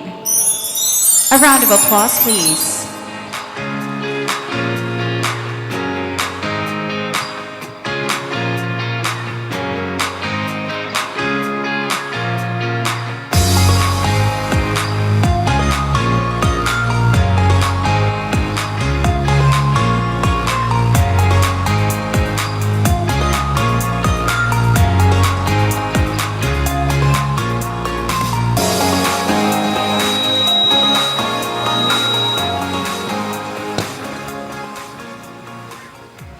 Good day, everyone, especially to the teachers, professors, research committee, visitors, and fellow researchers. Praise be Jesus and Mary, now and forever. My name is Joanne Alcover, taking up Master of Arts in Education, major in Educational Management. My study entitled A Qualitative Inquiry on the Initiatives of School Leaders in Addressing Bullying. This study aims to uncover the various initiatives of school leaders in handling the challenges of bullying within the school. Bullying was a challenge for school leaders worldwide and a constant concern for schools. School leaders played a vital role in creating a safe, supportive, and inclusive environment for students. Addressing bullying was one of key initiatives undertaken by school leaders to ensure the well-being of students. However, conflicts could not be avoided, which requires school leaders to make decisions, take actions, and implement clear interventions to address the problem of bullying. Now, this problem is not exist in our context, but also already existed in other countries, just like in Indonesia. Deva et al. 2023 found out that school leaders face challenges in terms of lack of awareness, unreported incidents due to lack of trust in reporting mechanism, and inadequate resources to support bullying intervention within the school. Further, in another study in the United States, Kim et al. 2020 found out that school leaders face challenges due to the inadequate resources for addressing bullying, insufficient staff support, a lack of safety programs, struggle to sustain a culture of safety as an integral component of the school climate. Meanwhile, in England, BASB 2019 explained that school leaders face challenges in addressing bullying, including a lack of support resources from the government, a lack of confidence to a school leaders to respond to this kind of problem, and a lack of clarity in the implementing of policy in the schools. Moreover, some areas in the Philippines conducted several studies related in addressing bullying. TAN 2022 found out that most students did not report bullying to the school leaders, but rather to their parents or friends. Their reluctance to report bullying to their school leaders likely stemmed from negative message and a lack of confidence in school leaders' responses. Meanwhile, in Tagum City Division, public junior high school leaders also encountered challenges in addressing the problem of bullying. School leaders found it difficult to quickly identify the problem promptly due to the unreported incidents of bullying in the school. Similar to other schools, students preferred to share their experiences with their friends rather than reporting to the authorities. This made it challenging for school leaders to accurately assess the extent of bullying problems. Now, upon reading more relevant studies, none of those tackled that focuses exclusively on the initiatives of public junior high school leaders in addressing bullying in the schools, particularly in the division of Tagum City, Davao del Norte. Now, the need to conduct this study arose from the challenges of public junior high school leaders face in addressing bullying cases in schools. Gaining a deeper understanding of their experiences while tackling in the issue may lead to the development of new strategies enabling more effective responses and improvement management of bullying situation within the school government environment. Also, the result of this study were presented to the public junior high school leaders for wide dissemination of results by conducting workshops, research forums, and LAC sessions. The result of this study will also benefit to the teachers, students, and the Department of Education's officials. The study was seen through the lens of contingency theory of leadership of Fred Fiedler, 1967. This theory highlights the importance of school leaders being adaptable in their leadership style while dealing with challenges in addressing the problem of bullying. In the same vein, another relevant theory that supported this study was the ecological system theory of Yuri Brinfenbrenner, 1979. This theory suggests that individuals were shaped by various interconnected systems encompassing individual characteristics to larger societal elements. Further, another relevant theory that supported this study was transformational leadership theory of James MacGregor, born 1978. This theory suggests that effective leaders motivate, inspire, and encourage followers to reach their full potential. This research study also answered the three research questions what initiative do school leaders in public junior high school take address bullying? Second, how this initiative support public junior high school leaders in addressing mitigating bullying within the school environment? And third one, what insight do public junior high school leaders have regarding the implemented initiative to address the bullying in school that can share with others? And here are the methodology.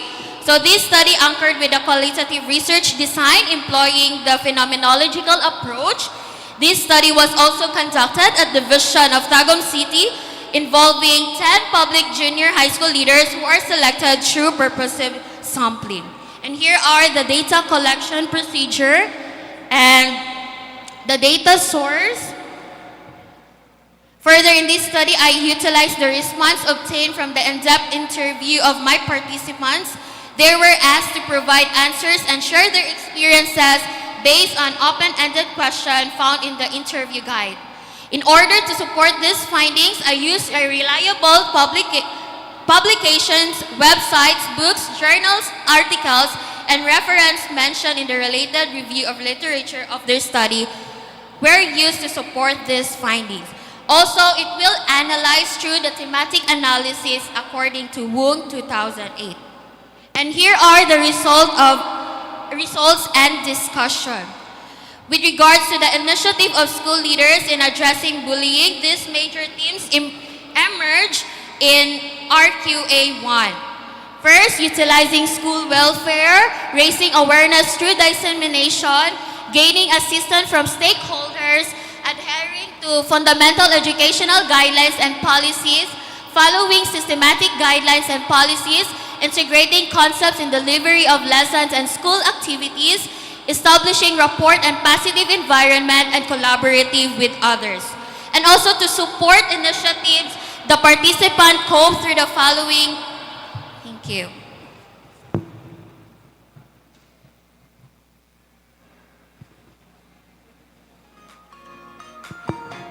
At this point in time, we will now be listening to the questions coming from our panel of judges.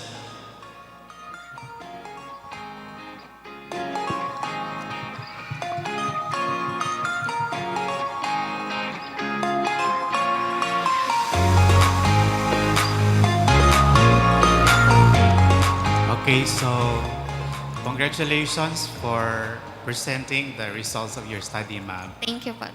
Your study is on the initiatives of the school leaders. How is this different?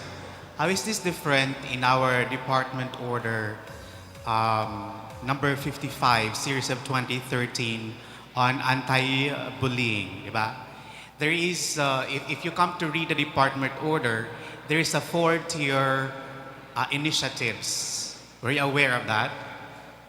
Yes. So you have the first one is a school-based initiative. There is also classroom-level initiatives, those that have involvement of parents initiatives, and those of monitoring students.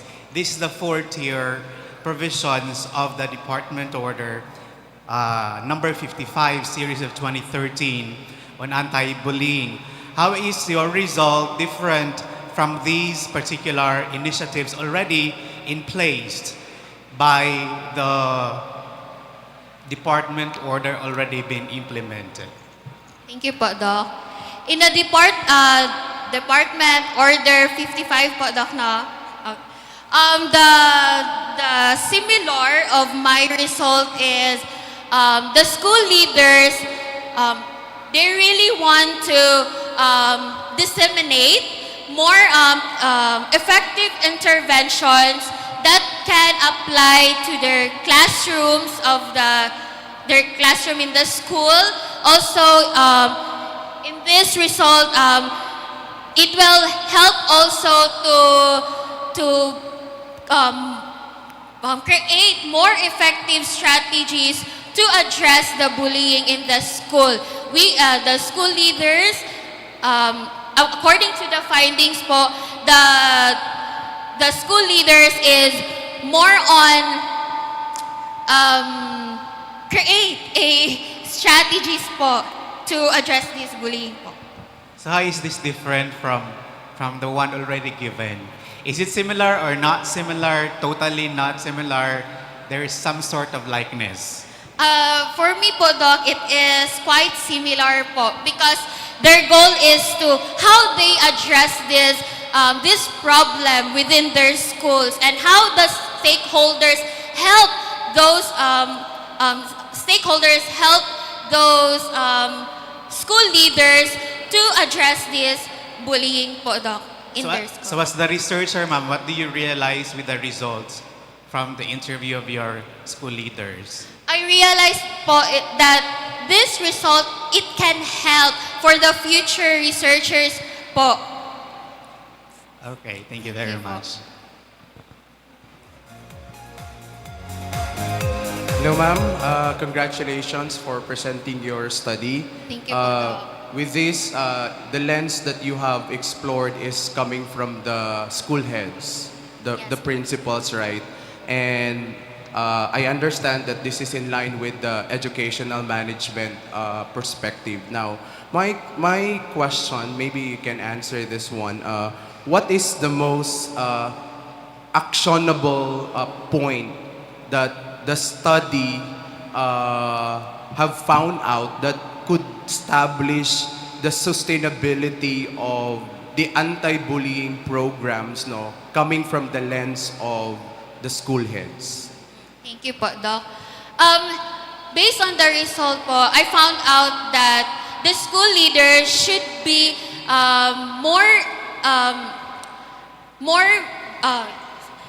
the school leaders should create a strategies or effective intervention that will help to address or handling the challenges of bullying po. Yeah, I believe there are already like a playbook or like programs related to anti-bullying in the Department of Education. There is already like a department order and also designating schools as P-zones, which one of the tiers there is yung campaign against anti-bullying. So I guess for like improving your paper, try to really establish the idea that these programs are already existing and principals or school heads are already doing initiatives related to that. But the question is on maybe you can add a perspective on sustainability of these programs. So, I will yes. give you an example po, Doc. Teen Tambayan po is one of the program in the one of that I interview.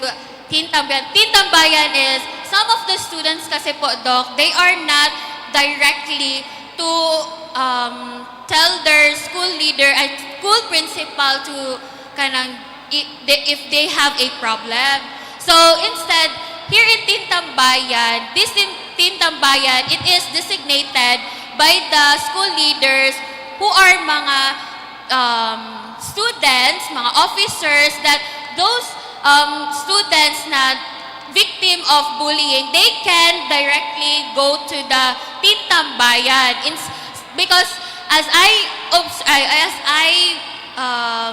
observed po, Doc, and found out that some of the students, they not comfortable to directly go to their school principals to express their emotion. Gibuli ko ani. Instead, they go to the Teen Tambayan. So the officers in the Teen Tambayan, they will go to the school leaders to talk about it, and they will talk what will be the strategies or interventions to address this kind of problem. Thank you po, Doc. Okay. So, since the programs and guidelines are already in place in the DepEd and in the school, based on your results, what notable insights that came out not evident or not present in the guidelines? What came out in the results So, when it comes to initiatives? Okay, thank you po, Doc. Based on the result po, most of the school leaders that I interviewed, they suggest that we need a more on strong young leadership, and they need to continuously learning or to strengthen their intervention that they will implement in their school, because some of the problem is yun hindi effective yung strategies sometimes. Okay, so that's the result. Hindi effective ang guidelines and some of Ay, effective po, Doc. effective. So what recommendations can you give out from the findings? My recommendation as a researcher, the school leaders should be strengthened their implementing a policies and also intervention or program that also addressing the problem of bullying po, Doc. That is one of my recommendation. And also to continuously give a training to the teachers para they will aware what will they do when handling this kind of problem po, Doc. Thank you so much po. Okay, thank you to our panelists and also congratulations to our second presenter, Ma'am Joanne Alcover. Okay, so at this juncture, we would now proceed to our third and last presenter coming from Cluster 1. She is a MAHED educational management student with a research titled Unveiling the Strategies of School Heads in Addressing Resignations of Teachers. Let us all give our floor to Ma'am Jessa May A. Lacaden. A round of applause, please.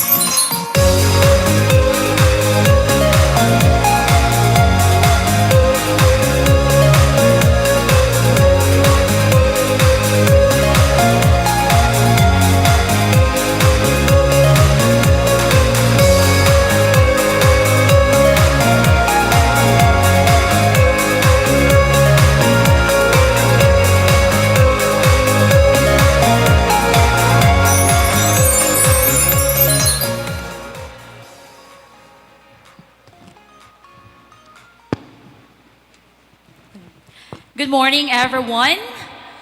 To the research committee, especially the panel of judges, to the teachers, to my co-researchers, and to our visitors, once again, good morning. So I am Jessamy A. Lacaden, a Master of Arts and Education major in Educational Management. I am here today to present my study entitled Unveiling the Strategies of School Heads in Addressing Resignations of Teachers. The resilience of educators in the face of adversity stands as a cornerstone of educational stability and quality. The shortage of the new licensed educators is a global problem that depletes the pool of future leaders and skilled workers in national labor markets. So in the United States, around 8% of the workforce exits the teaching career. This is according to Goodwin 2020. A severe scarcity of competent instructors exists worldwide according to a 2020 report published by UNESCO. In Israel, some experts have proposed that principals' behaviors can be a significant factor influencing teachers' intention to leave, according to Johnston 2021. In Malaysia, according to the most recent Program for International Student Assessment or the PISA research, Malaysia ranks 52 out of 70 Organization for Economic Cooperation and Development nations. As stated by Martinez and Villar 2020, low educational quality in Malaysia can be attributed to concerns with teacher retention and competency. In the Philippines, the Department of Education also noted to be dealing with a teacher resignation crisis. In Cagayan, as stated by PITPIT 2020, since 2016, 162 teachers or more than 63% of new instructors have left the school district annually. Moreover, the impact of the situation is keenly felt within the local setting of the Division of Davao del Norte, particularly in the district of New Corelia. Through personal observations and discussions with school heads, it becomes evident that the resignation of teachers has imposed significant burdens and emotional distress. So many other countries showing the increasing rate of resignations and the reasons and value of principal support.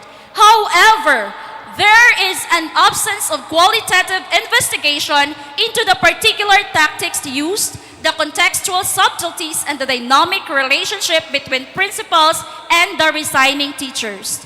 Moreover, previous studies on the variables influencing resignations intentions to have only looked at the impact of work demands on the intention to resign. This is according to Olinayan et al. 2020 at Chan 2019, ignoring the impact of managerial factors. Also, this study was deferred in the local setting that was conducted in the schools of New Guerrilla District, Division of Davao del Norte. Due to its potential to raise educational standards in the Philippines, this study was highly relevant to society. This study can contribute to ensuring that there has a strong teaching force placed to offer all Filipino students with a high-quality education by identifying and addressing the causes that are causing teachers to leave the field. For the urgency, meanwhile, the conduct of the study was urgent since the issue of teacher resignation was severely harming the educational system in the Philippines. If the Philippines' teaching workforce is insufficient, the country will be unable to provide high-quality education to each citizens. So this study is anchored with three theories. First, the organizational resilience theory, developed by Sutcliffe and Wick 2013, which emphasizes an organization's capacity to foresee, respond to, and prosper in the face of disruption and adversity. This theory offers a framework for examining how schools develop capacity and handle difficulties like teacher shortages, making it extremely relevant in this research. Second theory is the transformational leadership theory by Birds 1978, which believes that leaders inspire, motivate, and enable followers to accomplish remarkable results.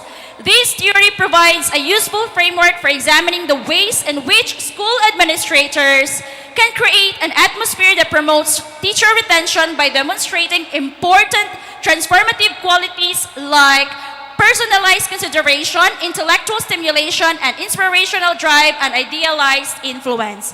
Last theory is the resource dependence theory, to analyze school administrators' strategic management of external dependencies, specifically in handling teacher resignations, based on Pfeffer and Salancic 1978 theory.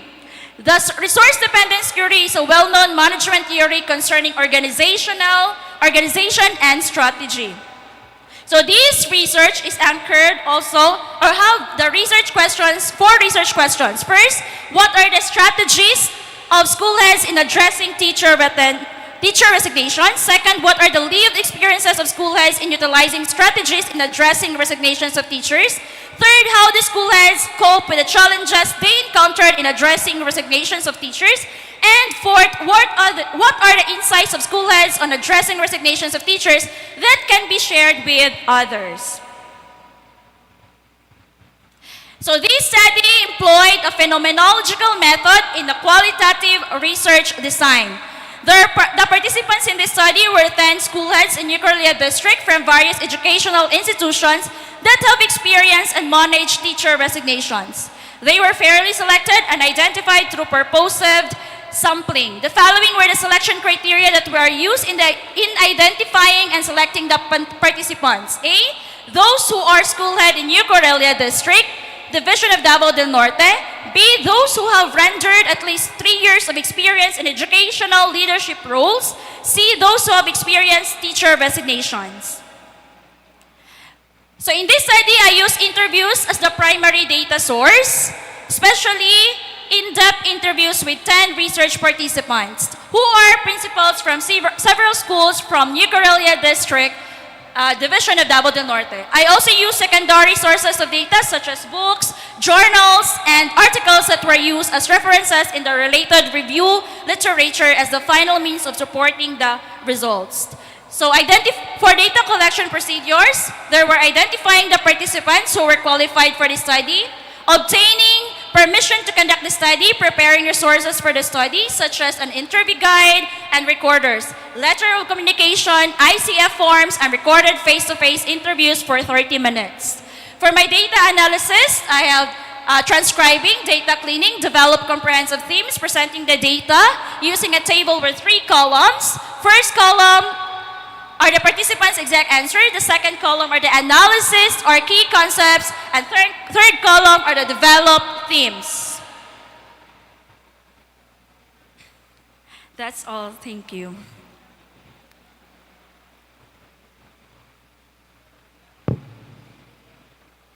Okay, so that ends the presentation. So we will now be hearing questions from our judges or from our panel.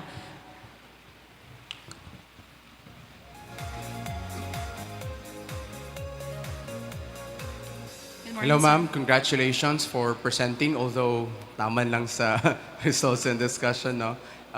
We are interested pa naman to knowing the other results of the study, given that there are 4 questions. First is I'd like to point out a concern on how the research questions were framed, no? Because your research question number 1 asks about the strategies. And this is also like a similar question on RQ number 3, which asks about the coping.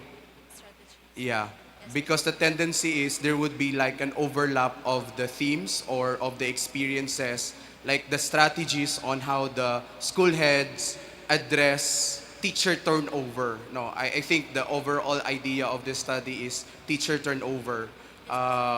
And then you ask also on question number 3 about the coping of the school heads with regards to the challenges identified in addressing the teacher turnover. So maybe we can clarify the directions of your RQ number 1 and RQ number 3.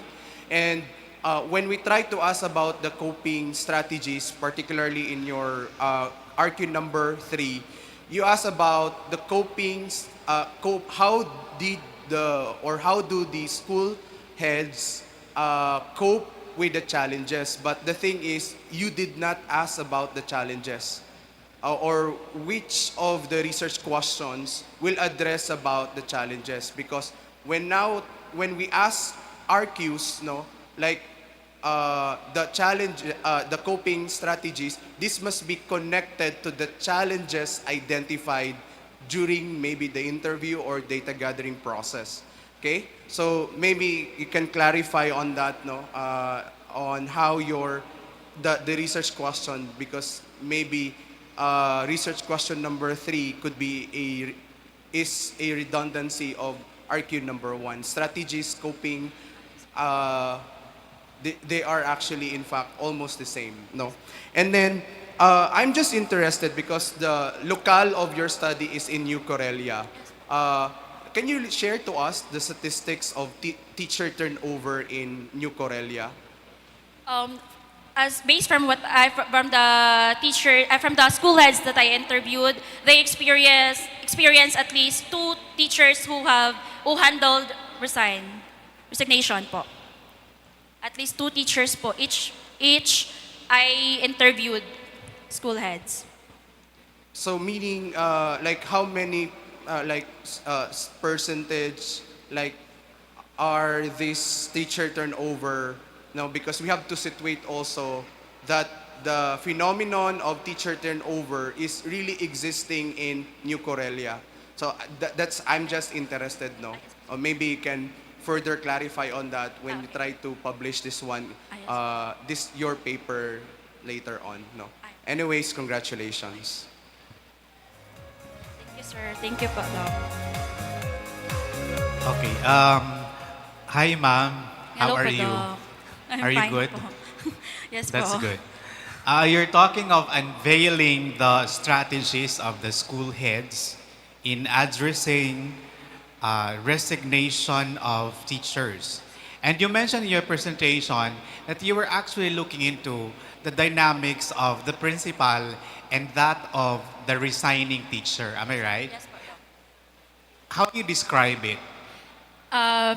The school heads po, I want to unveil the strategies they made for the rising crisis po ng resignations. So that's why po the school heads, it is only for the school heads po of what were their strategies employed for during and after resignations. I mean, you were talking of dynamics between your principal and the resigning teacher. Is the principal not very good because the teachers are resigning? Or are the teachers too demanding that they are resigning? Because that's what you were actually trying to make of dynamics between the two. How do you describe it?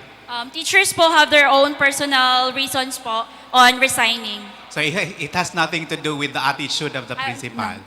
All right. My next question is, I was actually interested with the strategies because you were trying to unveil these strategies. How do you now as a researcher describe these strategies? Are these mitigating or not? Based from the answers of of the school heads po that I interviewed, those strategies I think are effective because, for example, one of it is for building a good relationship with our teachers and have or build or set a good atmosphere with the school system. Okay. I mean, my question is, are those strategies mitigating or not? They are mitigating. They're mitigating. So if these are mitigating strategies, how is now your transformational leadership theory works in the results of your study? Based from the theory po, that the transformational theory, it foresee and respond how the school head respond to and foresee and of course the resilience po of the school head. So the theory is confirmed or disconfirmed? Confirmed po ito. Thank you. Okay. I just want to be clarified when it comes to the selection of the participants of the study. The study is strategies in addressing, right? Yes po, Doc. Okay. So that would mean that they have do they have the experience that they controlled or something that they address the teachers from leaving the organization? That's your qualification. Because when you present the criteria, they have the experience na merong nag-resign or turnover. But since the topic is strategies in addressing, did you consider those particular participants having an experience that there is a resigning employee and they implement the strategy and that strategy is successful in addressing the turnover? Yes po. So based from the interview I have po, Doc, with the school head, there are school heads who've mentioned really that there are attempts of their teachers who handled resignations, but through open communication, asking why and weighing things like because this is not an easy decision to decide. So through that open communication, Doc, so it somehow changes the mind of that teacher who attempted to resign. Okay, so it's not direct resignation, but it's just a turnover intention. Yes po. For that case There is po, an Doc. intent. Yes po, Doc. Okay. Those faculty who intend to resign, Intended. not yet the actual resignation. There are also, those school heads also, Doc, share their strategies based from the, because of they experience resignations of teachers. So afterwards po, Doc, so based from the one-on-one talk of the reason that they resign, so the next year they apply those strategies po, Doc, para ma-lessen na po yung resignation. Ma-lessen ang Yes po, resignation. the after and during po ng school head na active na Okay. Thank you. Thank you, Doc.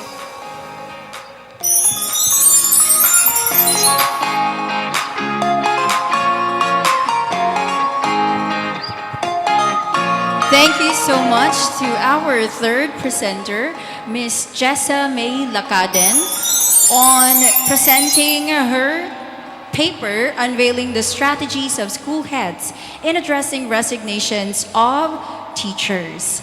Now, let us proceed to our next research presentation, or research presenter.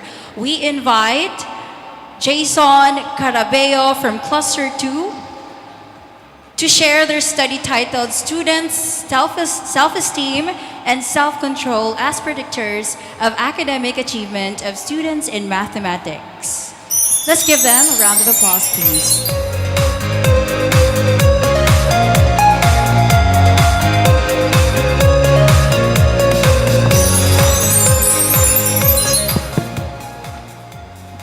Every student has the potential to excel, and within each one lies the inner strength to unlock the success in mathematics. Good day, everyone. My name is Jason N. Carabeo from Master of Arts in Education, major in Mathematics. And today, I am honored to present the findings of my research titled Student Self-Esteem and Self-Control as Predictors of Academic Achievement of Students in Mathematics. Let's start with the introduction, or the problem and its setting. The first global issue.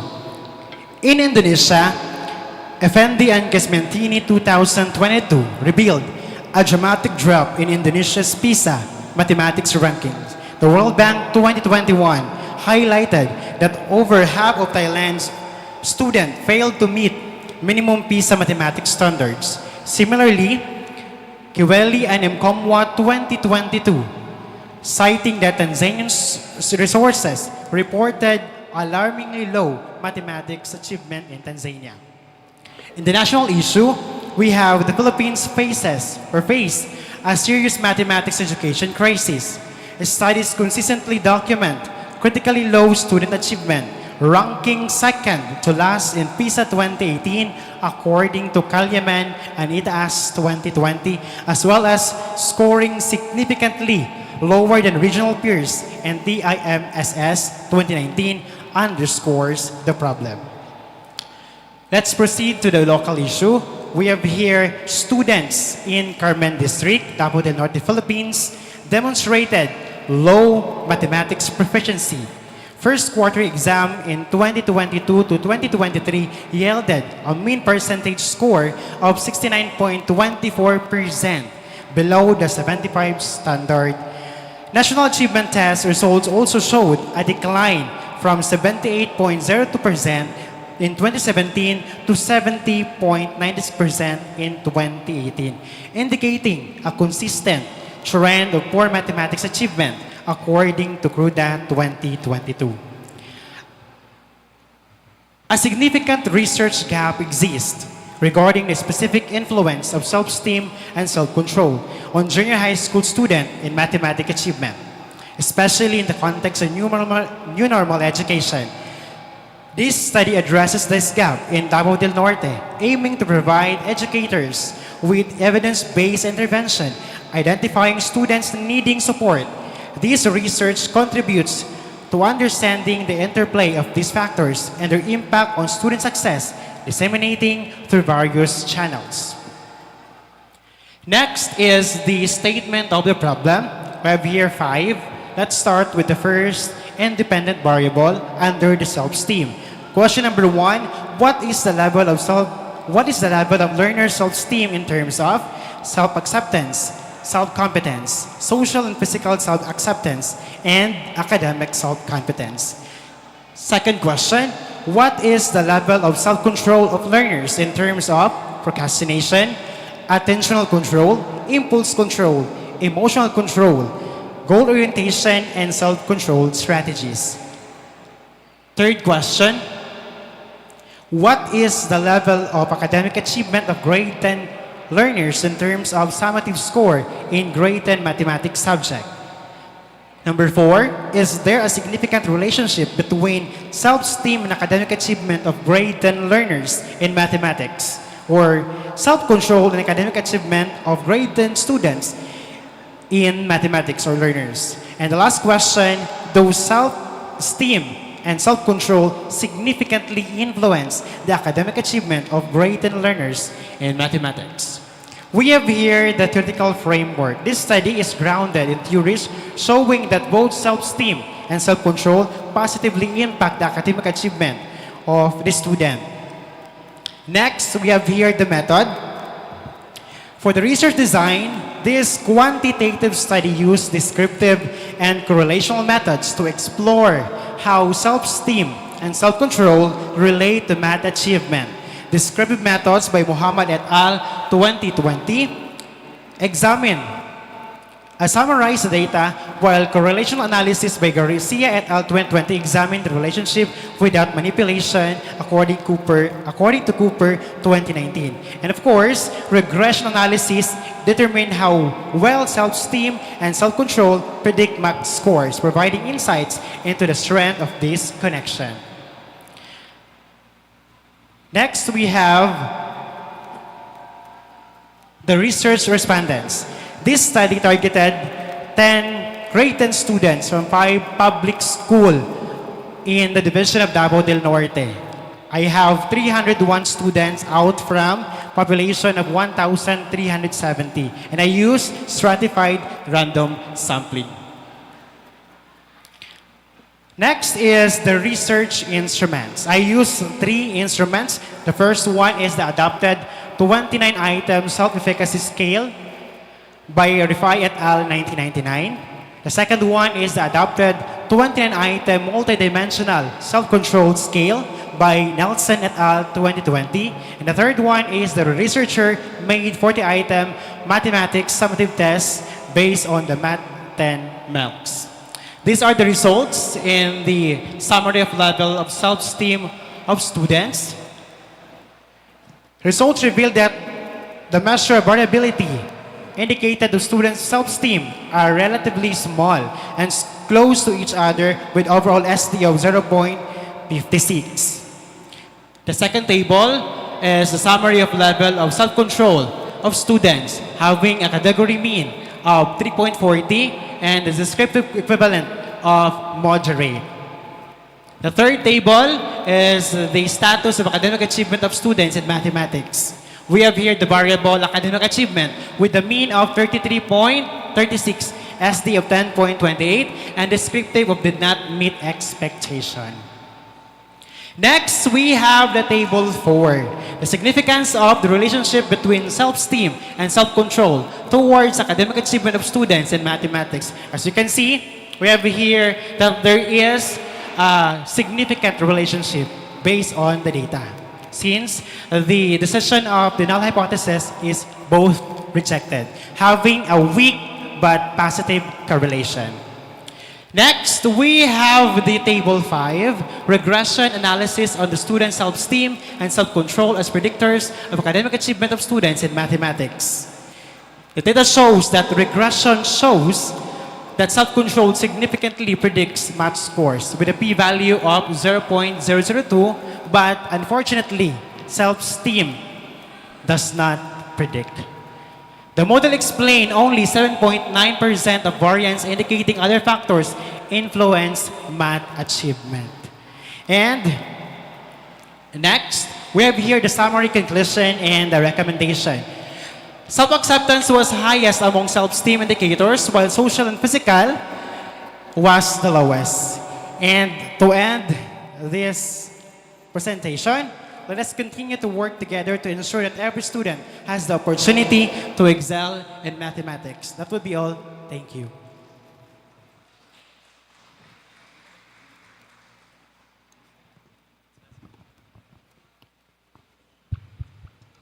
Okay, congratulations, sir. First, my suggestion is the theories that you have highlighted is not really a theory. These are related studies that links the variable. You can see theories has a name, and usually they are old literature. So most likely, it's a proposition or it's a finding from previous study. But it's good that you have that also a basis of the relationship or the link between the variables. Because this is quantitative research, always remember that quantitative research is really theory testing. Okay, now, it end up that among the predictors of mathematics achievement, it's only the self-control having a significant influence on the academic achievement. How can you explain this one in alignment to the theory that you have highlighted, that the self-esteem is associated or has an influence with mathematics achievement? Actually, sir, based on the data, I forgot to input or to put the theory, but the theory that based on my research was the self-efficacy theory, but actually I forgot to write. And of course, pertaining to the question about how self-esteem influence the math achievement of the students, since the correlation is, the result is significant, it was shown that there is somewhat weak positive correlation, but definitely the only predictors to the math scores based on the scope and limitation were conducting the research in the Division Tabo del Norte, only self-control shows up. Self-control only are predictors of math achievement. So maybe in the other theories, other respondents, it may be differ from my study. So what does it mean if the only one predictor predicts the outcome, which is the mathematics achievement? So can you say that the self-esteem is not having an effect on academic achievement? Can you say that one based on your finding? Based on the data, sir, because I'm going to base my answer on my data, there is no influence in terms with the self-esteem based on the data and based on the respondents that conducted this research. So therefore, I conclude that maybe in the previous study, some students can influence their academic achievement and the self-esteem. But on the data I presented, it was being validated by the teachers and professors. So it was shown that the self-esteem is not a predictors to academic achievement in mathematics. Okay, that's a good conclusion, because we cannot really push something based on the scope of your study as to the sampling frame. Now, your model only explained 7.9% of the variance of mathematics achievement. Can you say that your model can be statistically significant but may not be practically significant? Well, based on the data, maybe not, maybe yes. Since there is a gap in my study, maybe we can another study to be conducted, more focused on self-esteem rather than self-control, so that we can get an answer to that question. If really the self-esteem can really influence or predict the academic achievement of the students. Pero your finding is self-esteem is not a predictor. Yes, Why po, do you Doc. want to do it again? So that is why it leads to a future direction of your study. But of course, you found out that based on the respondents of your study, self-esteem is not a predictor. So meaning, kaya nga you said that there are some other factors not present in the model that can be contributory to the mathematics achievement and not anymore self-esteem. So most likely, other factors can be present, can be included in the future studies. Okay? Well noted po, Doc. Congratulations. Thank you so much, Doc. Okay, sir, congratulations for presenting the results of your study. So it has been known that your self-esteem is not a predictor of academic achievements in mathematics. I'd like to know, and I'd like to know if the construct of your self-esteem is directed towards mathematics or it's a self-esteem that is a general self-esteem questionnaire. The self-esteem questionnaire was based on the the self-esteem questionnaire is from a researcher. So when it comes to into general, I must say that the questionnaire was based into a researcher study. It was from a study. Yeah, we all know that because we adopt questionnaires. Yes po, Doc. My point here is, the construct of your questionnaire, is it a general self-esteem or a self-esteem directed to a certain subject? Because that might be some sort of a factor, because if my self-esteem is a general self-esteem, I wouldn't have to think of me trying to achieving something on mathematics, because my questionnaire that I'm answering is a general self-esteem questionnaire. Yes po, Doc. This is a general self-esteem scale or questionnaire. So, since as I look into the study, the question is not related into mathematics. So the question or the questionnaire is a general self-esteem scale. Okay, having said that, what do you think now is the implication having used a questionnaire that is separately directed to others than that of specifically containing that with the context of your study? Actually, sir, before conducting the study, the only scale or questionnaire I found is this one. So therefore, for the practicality of the research, I used the general self-esteem scale. And this is the only scale I found in the internet. That's why. If the question, the context of the question is about the effect or the influence of this question or the scale into the math achievement, as I read the question indicators, it could be used so that we can get an answer or influence to the math achievement. Thank you, sir. Thank you, Doc. Hey, sir, congratulations for presenting your study. I have like two concerns about the paper. The first one is, I'm interested why the researcher used mean score in running the data if like the Likert scale, no? Because, ganito let's contextualize. Likert scale, I am assuming that your survey questionnaire is a Likert scale questionnaire, right? Yes po, Doc. Likert scale. 5 point, 7 point? 5 points. 5 point Likert scale type. So that's a Likert scale type. You know what? The disadvantages about Likert scale type questionnaire, a 5-point Likert scale type, is it produces ordinal data. It's not continuous data. And when we try to run it, no, there could be like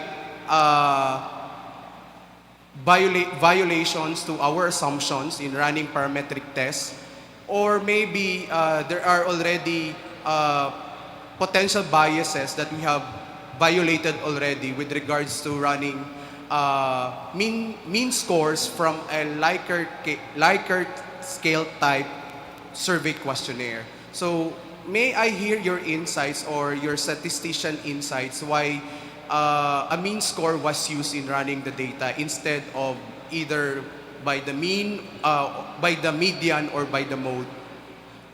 Since I use a 5 scale, Likert scale data, it was actually a suggestion since most of my classmates use this kind of instrument. I go with the easiest way so that I can graduate.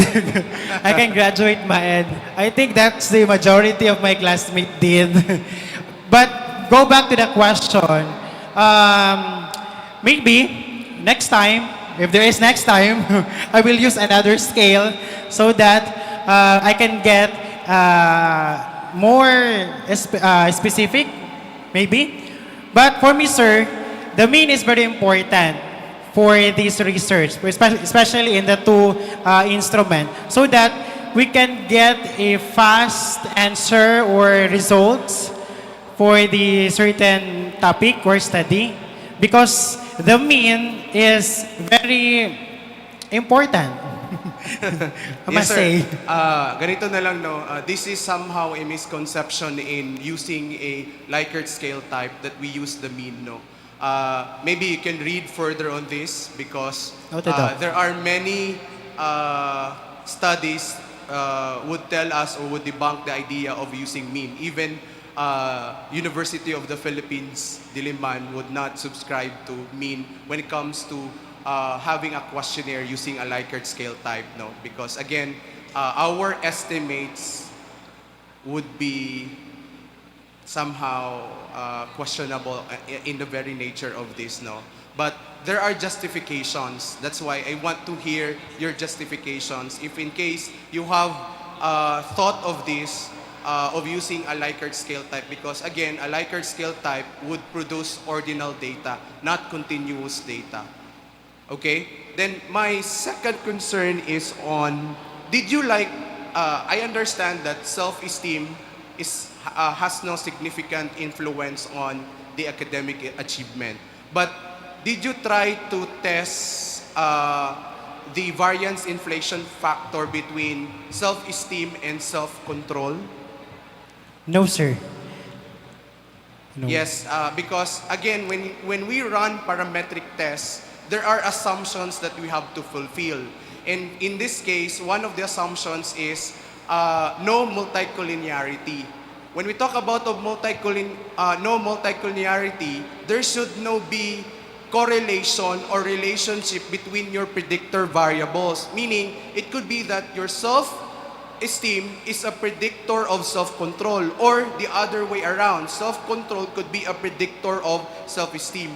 So that's why at the very start of conducting the study, na-check sana yung multicollinearity, because that could be a potential factor why self-esteem is not a significant predictor of academic achievement, because in the first place, self-esteem and self-control are related na already, or a predictor of which is which. Okay? So maybe you can check the assumptions, no, to improve the paper. Thank you Again, po, Doc. congratulations and Well thank noted, you. Doc. Thank you so much. Thank you for the questions and suggestions of our panelists, and also congratulations to you, Sir Jason Carabeo. And now to proceed, we would now move forward to our fifth presenter with the title, The Influence of Inquiry-Based Learning on Integrated Science Process Skills of College Students in Tagum City, Basis for an Intervention Plan. Let's now welcome our fifth presenter, Ma'am Algie Marie M. Canoy. A round of applause, please.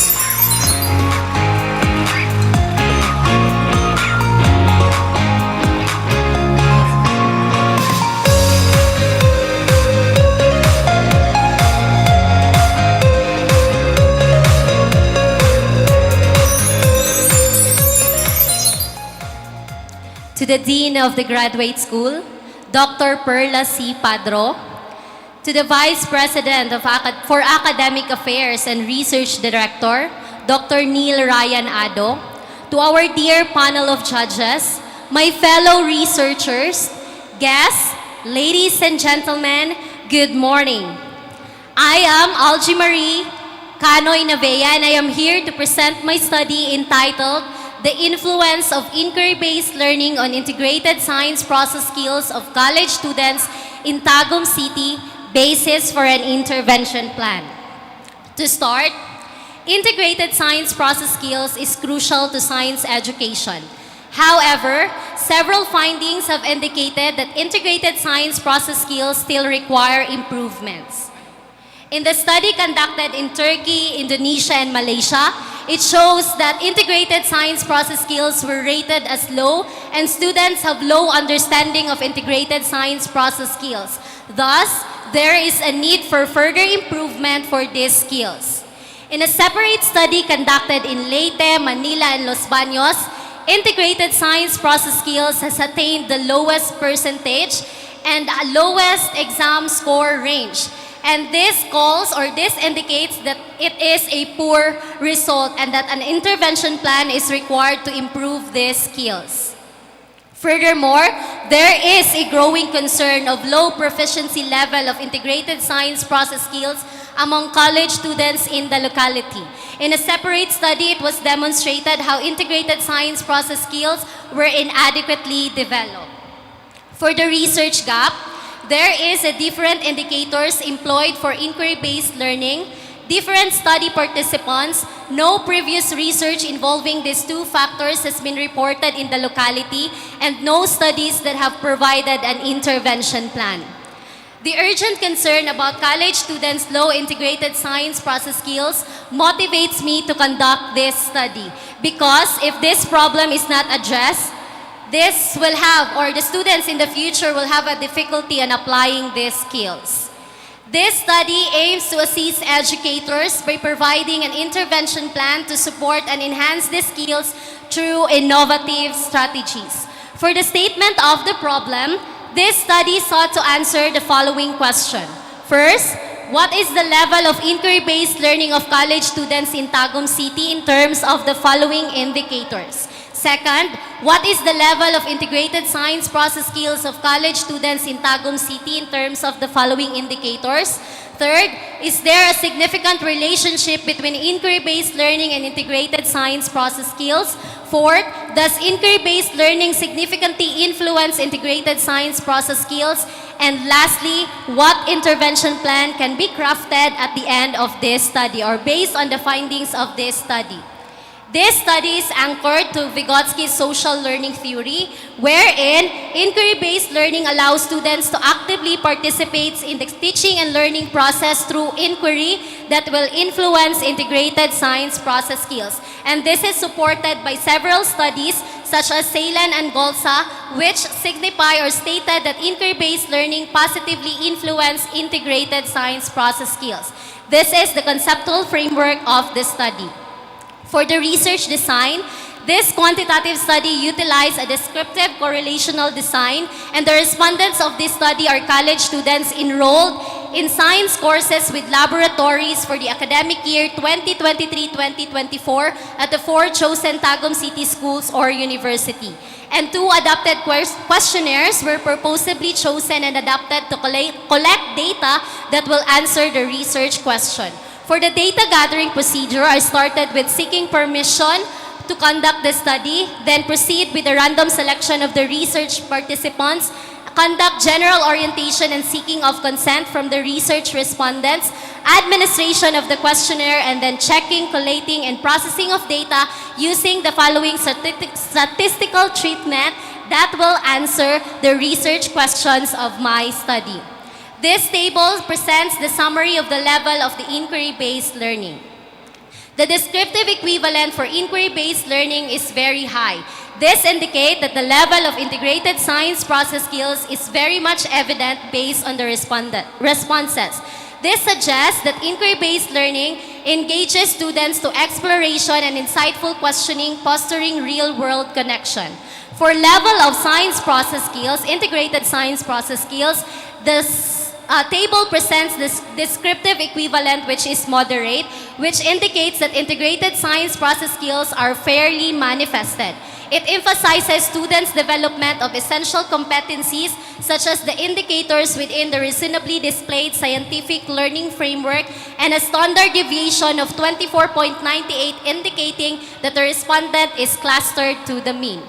This table presents a significant relationship of inquiry-based learning and integrated science process skills, to which we can see that R value is 0.008, which indicates a negligible relationship, and a P value of 0.902, which is greater than 0.5, which means there is no significant relationship among the two variables, which is the inquiry-based learning and integrated science process skills. Thus, the null hypothesis is accepted. Since the two variables does not correlate, it implies that changes in inquiry-based learning do not predict changes in integrated science process skills. Thus, we cannot proceed with regression analysis. And this is now the proposed intervention plan based on the study, the findings of the study. The findings of the study suggest a moderate level of integrated science process skills, which suggests that it is fairly manifested.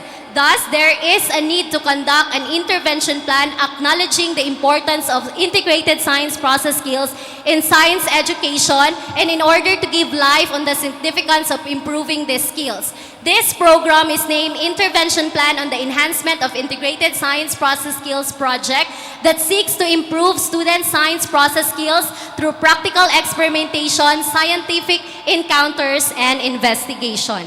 This is grounded to these three objectives. First is to enhance students' proficiency in experimental design, provide opportunities for students to communicate their scientific finding, and cultivate critical thinking skills through exercises and challenge students to evaluate experimental method. This table highlights the project objective wherein we can see the focused area identified based on the result of the study. The first objective, the nature of activity, the specific time frame, performance indicator, materials and resources, budget allocation, and person involved. This table highlights the second and third focused area and the second and third objectives consisting the nature of activities and strategies, time frame, materials and resources, budget allocation, and person involved. The details of the project focuses, again, based on the result of the study wherein students need to develop their experimental design, their ways of graphing and interpreting data, considering that it has a low level in terms of the result of the study, which is the indicators of the integrated science process skills. Time is up. Okay, we will now proceed to the question and answer portion.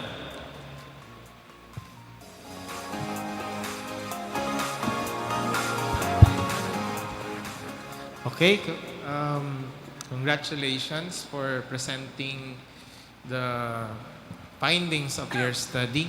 Thank you, sir. The results show that there is no significant relationship between the variables. And the integrated science skills is your predictor. Tama ba? The dependent variable po is the integrated science process skills while the dependent variable and the predictor is inquiry-based learning po.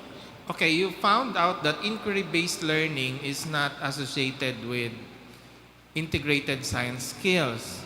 Now, what could be that particular results have an implication to the intervention plan ba yun?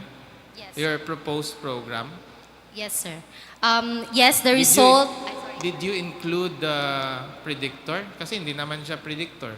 No po, sir. I just focus on the enhancement of integrated science process skills considering that there is no significant relationship among the two variables po. So that contradicts your theory. Yes, Okay. unfortunately, sir. Now, you choose the respondents in a non-probability sampling technique, which is the purposive sampling, right? Yes, Kasi, sir. okay. So that's one of the weakness of your study. You are utilizing parametric tests, and yet the sampling that was used is a non-probability purposive type of sampling. Usually, you should do probability sampling like randomization in order to align with the principles of parametric analysis in which you'll be using Pearson R. You don't need to place an SOP for the regression because you have not proceeded to regression analysis in the absence of the correlation analysis. So for me, that's just a suggestion. Yes, sir. For especially if you publish this one, you don't need to write the regression question because you don't have any results for the regression. Yes, sir. Thank you po. Congratulations, ma'am. And my question is related on your intervention program. Yes po, sir. How do you call your intervention program? The intervention plan for the enhancement of integrated science process skills project. Okay, enhancement of science process skills. Yes po, sir. Integrated science process skills. how did you come up with the plan? What's the basis of the plan? And you said this is based on the results, right? Yes po, sir. Results on The conduct of my study po. no, which variable? Integrated science process skills po. I would have seen it better when there are because you were trying to correlate the inquiry-based learning to the integrated science process. So because there is no correlation and you want to enhance the integrated science process skill, I think the better way of trying to address enhancement of integrated science process skill is to be able to have basis of the areas from the inquiry-based learning, because this is what you have tested. Okay Because po, sir. to me, when you are going to look into an action plan, there must be some sort of basis to which you are trying to craft it, not because entirely in just enhancing your integrated science process skill. There must be basis of areas, which your areas I was asking was not nowhere to be found from the main variable that you actually have tested for correlation. I think that's the better way of looking at it, so that in your case, you have basis where you have this enhancement plan. Yes po, sir. That is Okay, noted po. thank you. Thank you, sir. Hello, Ma'am LG. Good to Hello, see you sir. here. Hello, sir. Hello. Okay, maybe my concern would be focusing on the future directions of your paper. Given that there is already an intervention plan being crafted, what are your plans on this?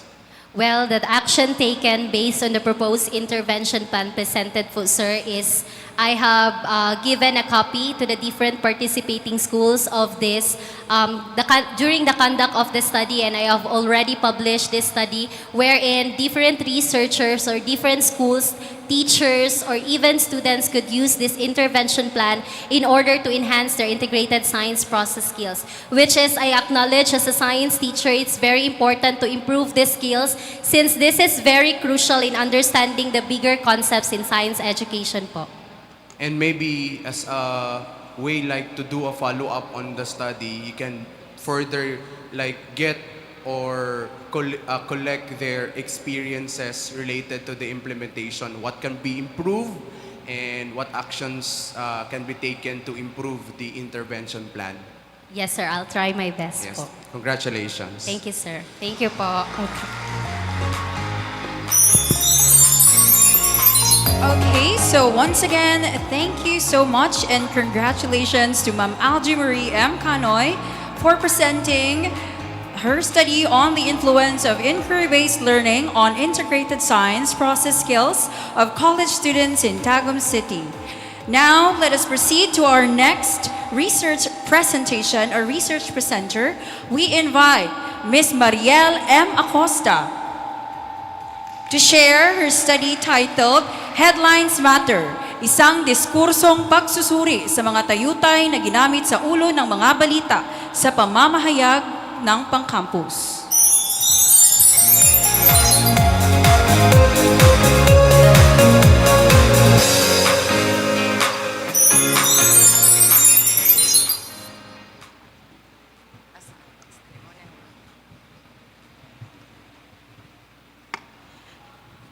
Sa dekano ng aming paaralang graduado, sa lahat po ng profesor sa paaralang graduado, lahat ng mga mag-aaral, sa aming magagaling na panel of reactors, at sa mga kapwa ko mananaliksik, magandang tanghali sa lahat, purihin si Jesus at si Maria, ngayon at magpakailanman. Ako po si Mariela Acosta mula sa MAED Filipino at narito po ako upang ibahagi ang resulta ng aking pag-aaral na pinamagatang Headlines Matter, isang diskursong pagsusuri sa mga tayutay na ginamit sa ulo ng mga balita sa pamahayagang pangkampus, tayutay o figures of speech sa wikang Ingles.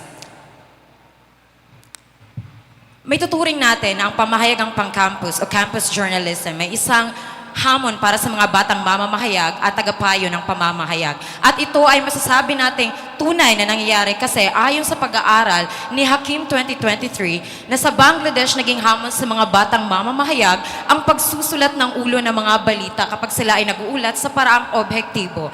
At ayon naman sa pag-aaral ni Wismanto at Asropa, taong 2023 na 80% ng mga batang mamamahayag sa Indonesia ay nahihirapan sa pagsulat ng ulo ng balita kasi nga nakararanas sila ng kakulangan sa mga materyales. Ayon naman sa pag-aaral ni Vergara at Dominguez 2022, sa bansang Espanya, natagpo ang kakatawa sa mga batang mamamahayag ang kanilang ulo ng balita kasi nga nagdudulot ito ng mahigit isa pang kahulugan.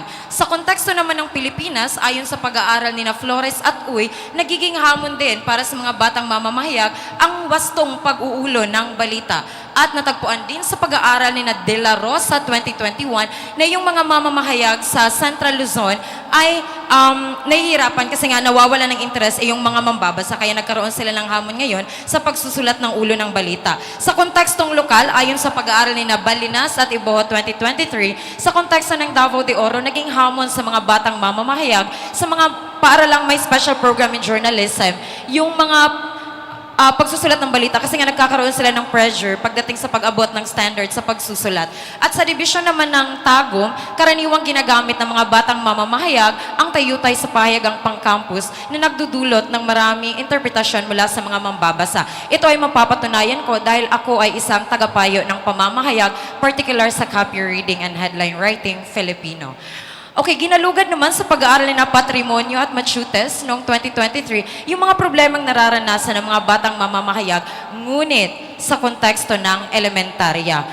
Gayon din sa pag-aaral ni Sufa at Liusti, sinuri nila yung mga balitang pampalakasan o sports, ngunit walang pag-aaral na ginalugad iyong mga tayutay sa konteksto ng pamahayagang pang-campus. Kaya dito papasok ang kaibahan ng aking pananaliksik sapagkat ito ang kauna-unahang pananaliksik na gagalugad sa mga tayutay na matatagpuan sa ulo ng balita sa konteksto ng pamahayagang pang-campus. Ito ay mahalaga kasi yung pamahayagang pang-campus o campus journalism, katulad yan ng wika, nagbabago. Kaya dapat lamang na matugunan natin yung mga problema niyan kasi nga taon-taon nagkakaroon tayo ng schools press conference. Mahalaga ito para sa mga paaralang may pamahayagang pang-campus nang mabigyan natin ang mga batang mamamahayag ng mas malawak na kaalaman sa pagsusulat ng balita.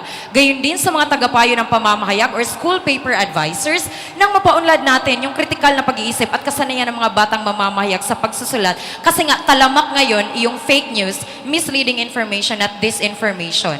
Kaya nga, gagamit tayo ng theoretical at conceptual sa pagsagot ng ating katanungan. Gagamitin natin ang batayang theoretical na figurative language ni Kennedy sa pagsagot ng ating unang katanungan. Kasi yung unang katanungan ng pananaliksik ay ano-ano ang uri ng tayutay na ginamit sa ulo ng balita.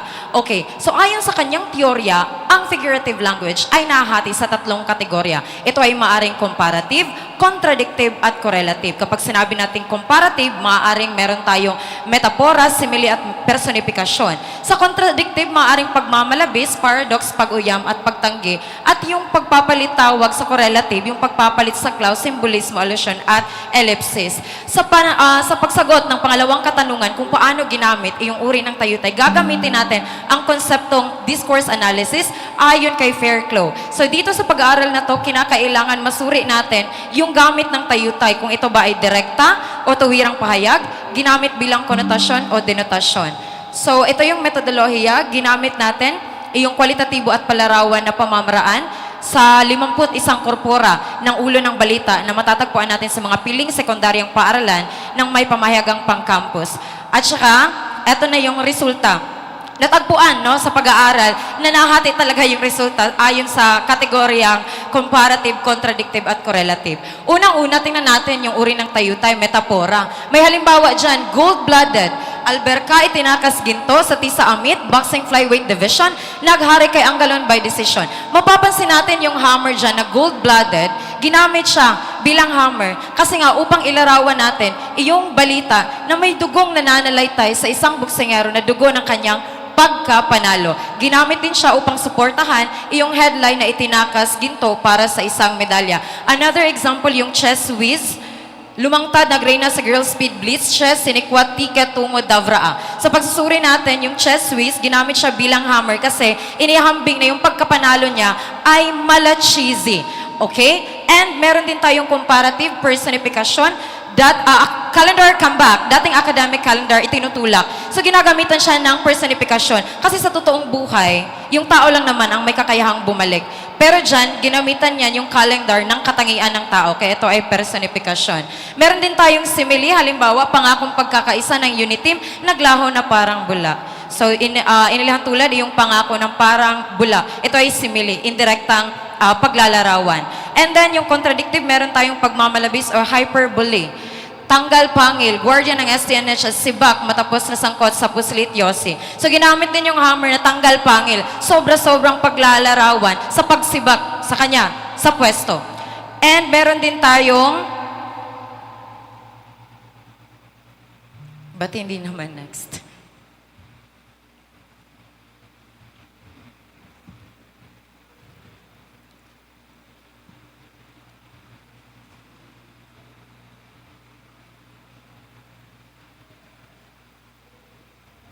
Okay.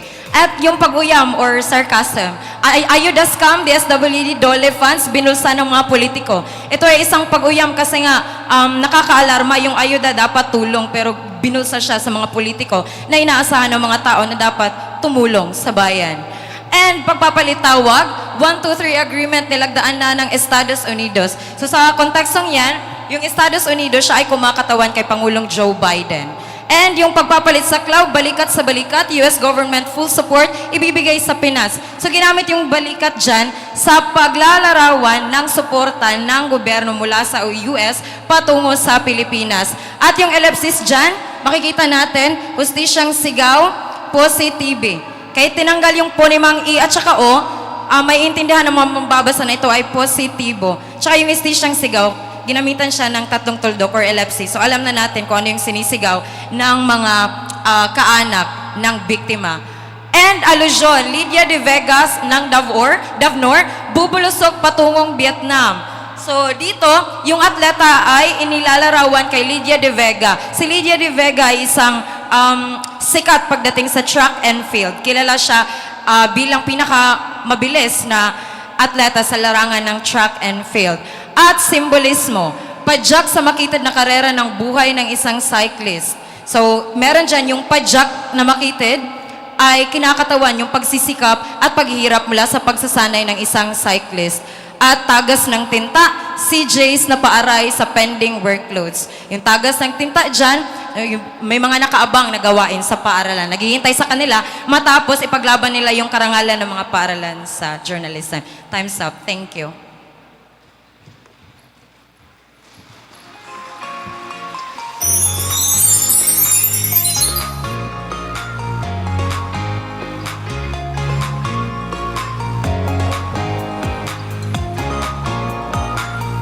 Morning po. Magandang umaga po.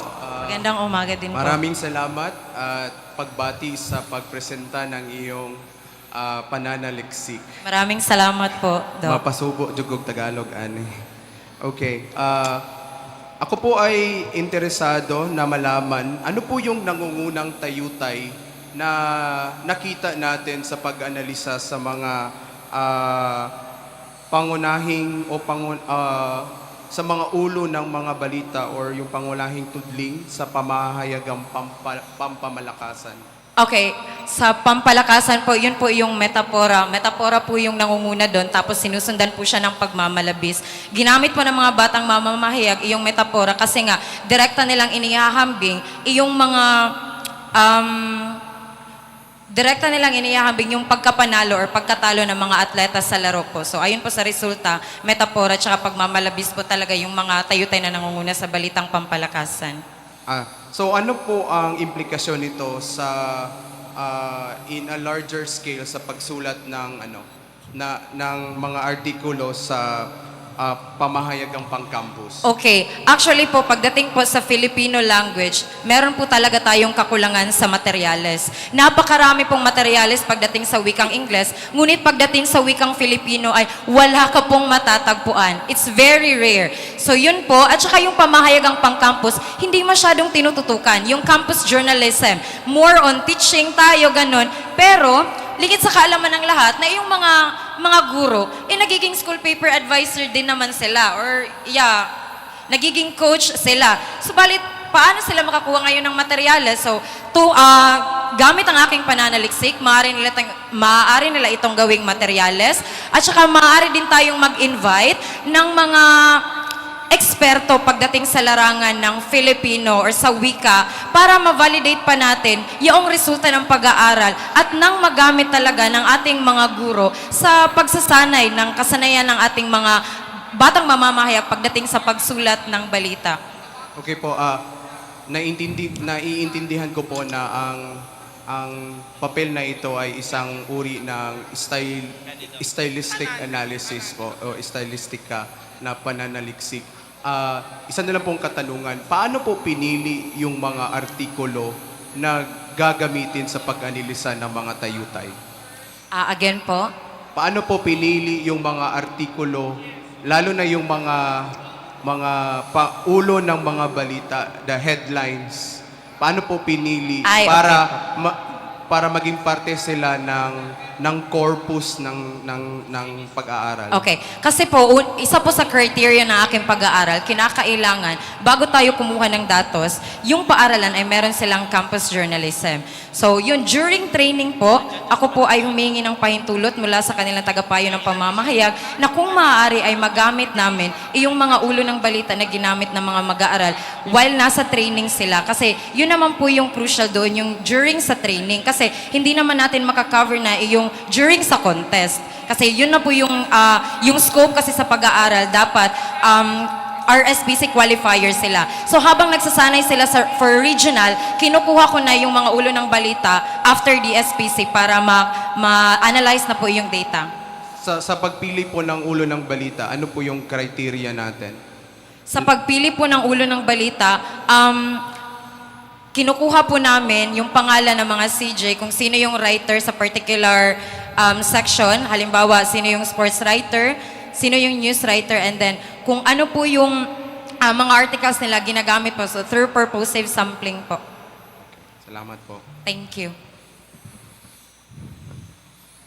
Hello, ma'am. Hello po, sir. Sa mapagpalang araw sa iyo. Anyway, you mentioned, mag-English lang ko ha. Okay lang po, sir. You mentioned that you use Fairclough, right? Sir? Framework. Which framework did you use in the analysis? Figurative language po. Framework Framework kay Fairclough po, discourse analysis. Fairclough. And then, did you take all in Fairclough's analysis from the texts to the discursive practice, to the social practice? According to my research po, sir, according to him, based on my research, there are 3 levels in discourse analysis. First is the micro level and how you examine the text, and then next is how you interpret the text, and then last is what's the practice or the application of that text. So, yun po, sa konteksto ng aking pag-aaral, una po, makikita po dito sa slide, yan, ginamit ko po yung balangkas. Kung una, yung paglalarawan, ilalarawan muna natin yung ulo ng balita. Pangalawa ay bibigyan natin ng kahulugan. At pangatlo ay papalawanag natin kung paano natin binigyan yung wika sa particular na discourse. So yun po yung pag-contextualize ko ayon sa balangkas ni Fairclough na aking nasaliksik po. Yun ay textual analysis lang. Because in Fairclough, we have discursive and we have social practices. So my question is, paano binigyang kahulugan? What's your basis of giving meanings? Sa pagbibigay po ng kahulugan, ginamit po natin yung connotation at denotation or connotation or denotation sa semantic ang ano po. Doon pa sa semantic na area po. Okay, Yun po yung pagbibigay kahulugan. Okay, were you not able to look into how these headlines would try to confuse other readers? Because in your problematic situation, you were talking about how readers will be confused onto the interpretation or into the understanding of headlines. The Fairclough's framework would enable this if you only are into the textual analysis. The discourse analysis is not completed because people are not getting any other less than that of textual interpretation only. So the social construct and the social practices should have been injected so that this would be more, how do I place it? It should be more engaging with our students or with our readers, especially this is a campus journalism, Yes. apart from already unfamous things in English, no?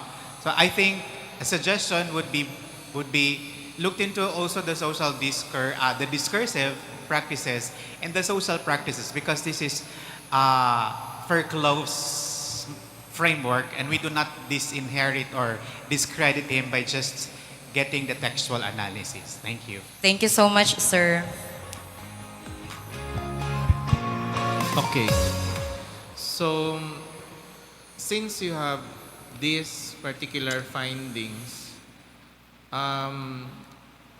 what is its implication, particularly in, this is news writing or headlining?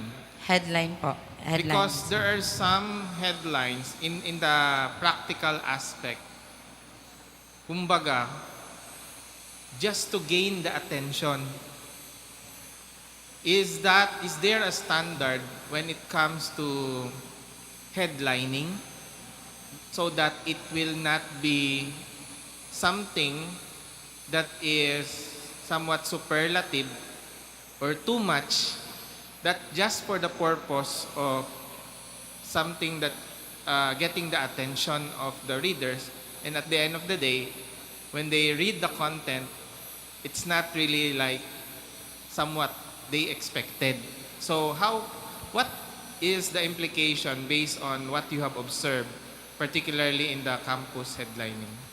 Okay, thank you so much po, sir, for that question. So, yung masasabi ko po na implikasyon ng aking pag-aaral, bawat po kasi seksyon ng pamayagang pang-campus, meron yan silang jargons. Now, given this data, nasa batang mamamahayag na yan kung paano niya gagamitin yung mga salita. Kasi nga, bilang campus journalist, meron siyang malaking tungkulin sa lipunan. Ito ay yung pagbibigay ng wastong balita. So kahit na meron tayong nakita, dahil karaniwang ginagamit ay yung malikhaing pagpapahayag, given this data na meron palang mga words na ginagamit para sa pagkuha ng atensyon, nasa batang mamamahayag na po talaga yan sa tulong ng tagapayo ng pamamahayag kung paano talaga nila i-contextualize yung balita. Kumbaga, yun po sir, it's a matter of contextualization. Be careful in using these figures of speech because it will really affect the readers. They cannot understand on what you're trying to imply. So, you as campus journalists, you must be careful in using this creative way of headlining.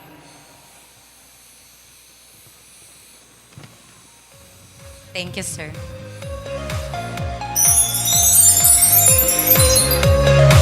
All right.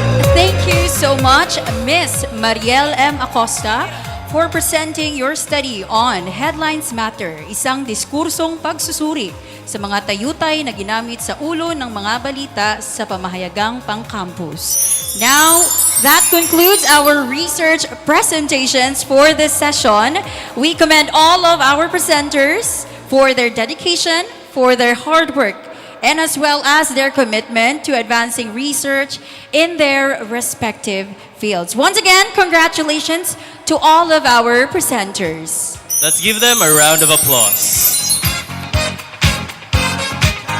And as we near the conclusion of today's academic gathering, let us take a moment to appreciate another special intermission performance from one of our professors in the graduate education program. Let's give the floor to Dr. Paulino Tado, LPT. A round of applause, please.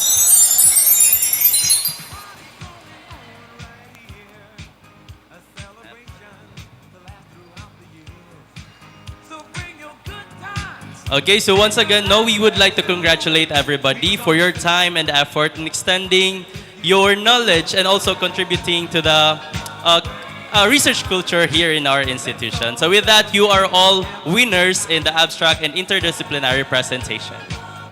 Okay, and once again, we welcome Dr. Paulino Tado for his intermission number.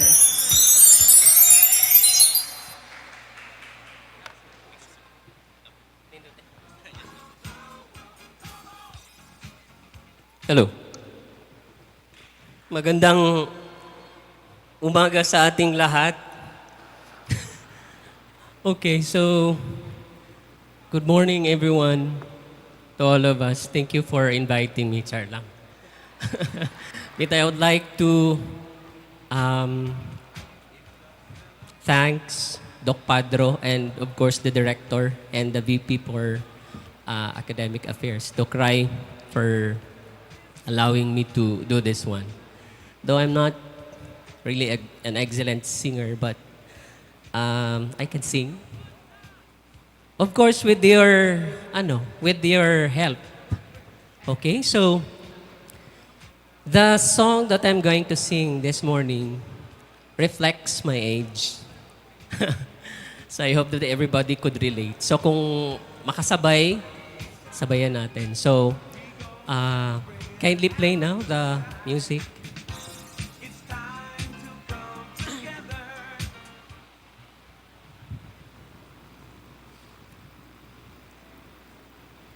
Hello. Kulba, maday kayo din dapita. Sige. Kung wala'y palakpak, para ganahan po tanong. Makuha ng kakulba ba? Okay, sige.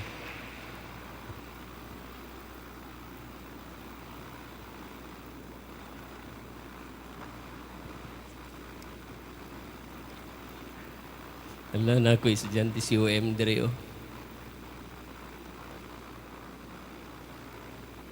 Kung di na gin ako kaya, ikaw na ha. Sige. Pugsain taon ko.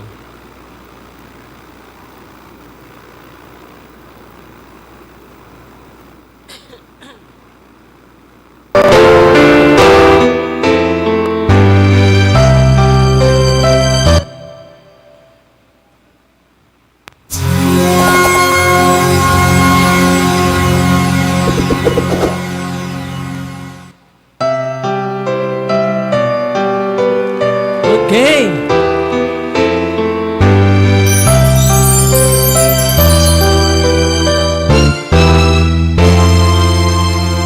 Here I am,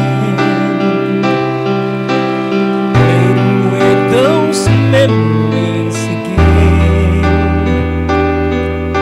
And just when I thought time had set me free, those thoughts of you kept haunting me, holding you, a feeling I never outgrew. I thought each every part of me has tried. Only you can feel that space inside. So there's no sense pretending. And now my heart mending. Just when I thought I was over you,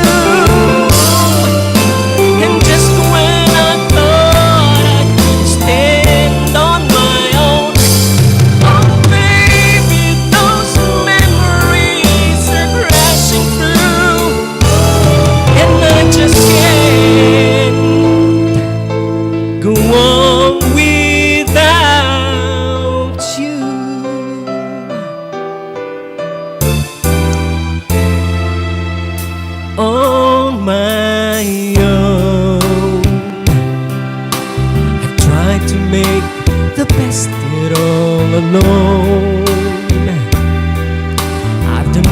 everything I can to ease the pain,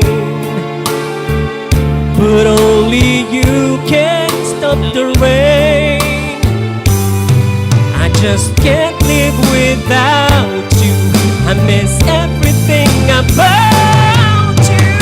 Just when I thought I was over you, and just when I thought I could stand on my own, oh baby, those memories are crashing through, and I just can't go on without, go on without. It's just no good without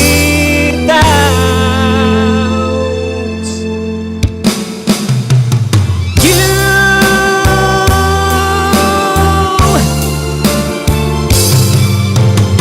Just when I thought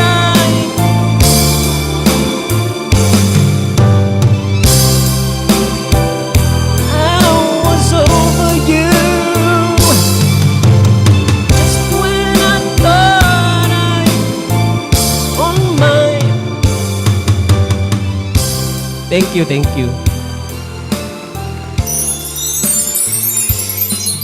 Thank you for that mesmerizing performance, Dr. Tado. And at this juncture, to recognize the efforts of our judges and research presenters, we will now proceed to the awarding of certificates per degree program, but we would first have our awarding of certificates to our esteemed judges. And to that, we would like to invite our Vice President for Academic Affairs, Dr. Ado, our Dean of Graduate Education Program, Dr. Padro, and also our Research Associate to kindly go here in front for the awarding of the certificate.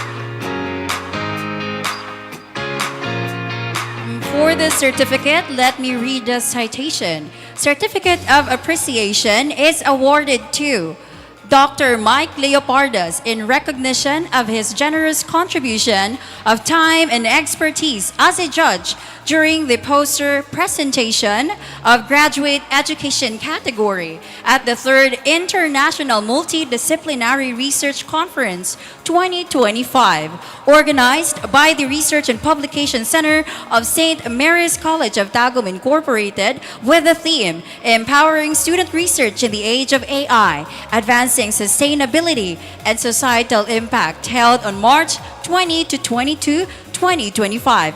His contributions have significantly advanced SMCTI's mission of fostering a vibrant culture of research within the institution. Given on the 22nd day of March 2025 at St. Mary's College of Tagum Incorporated, Davao del Norte, Philippines. Signed, Dr. Neil Ryan B. Ado, LPT. Signed, Sister Maria Marilu B. Madronero, RVM. The same certificate of appreciation is awarded to Dr. Janice A. Fernandez. A round of applause, please. The same certificate of appreciation is also awarded to Dr. Joy Jade E. Relos. A big round of applause, please.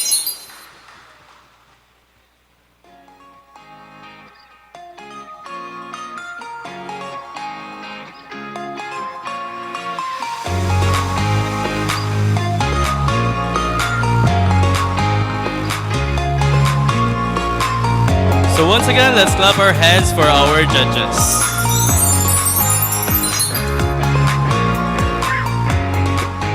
And now for the reactors and judges for the interdisciplinary presentation. The same certificate of appreciation is awarded to Dr. Leo D. Ryan Jr. A round of applause, please.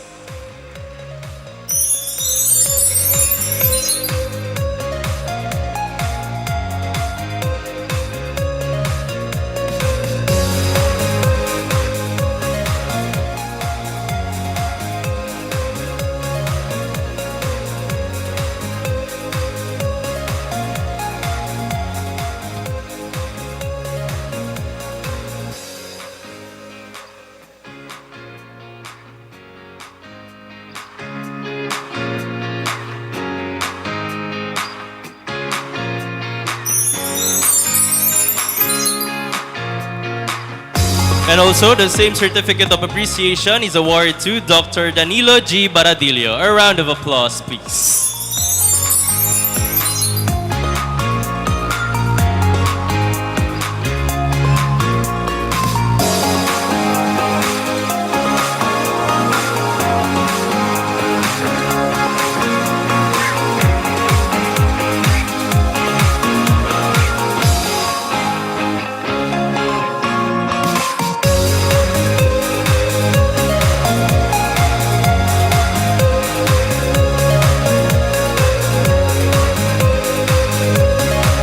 And of course, the same certificate of appreciation is awarded to our reactor judge and also our plenary speaker this morning, Dr. Felix C. Chavez Jr. A round of applause, please.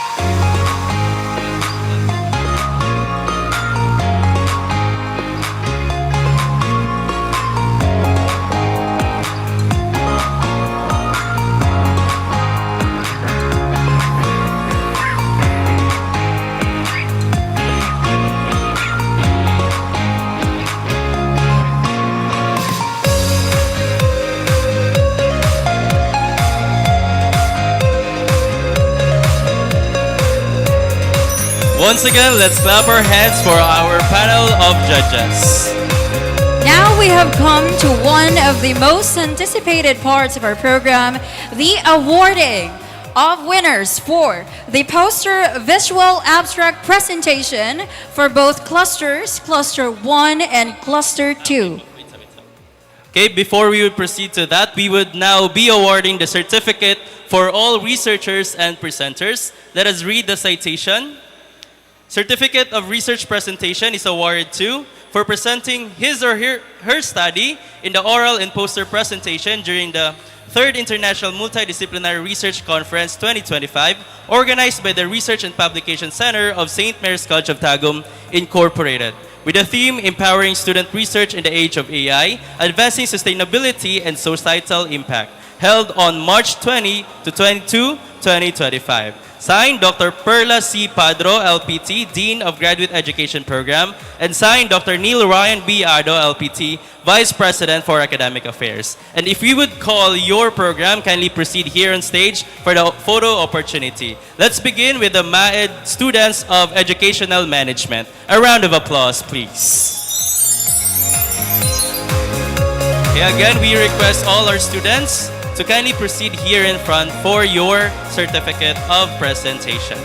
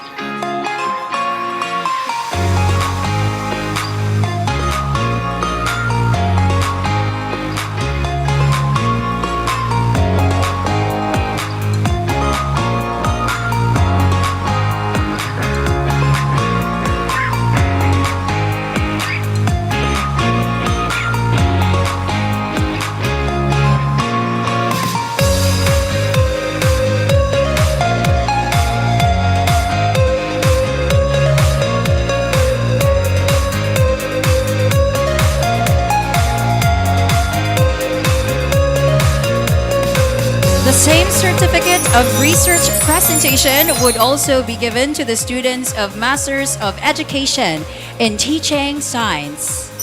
A round of applause, please.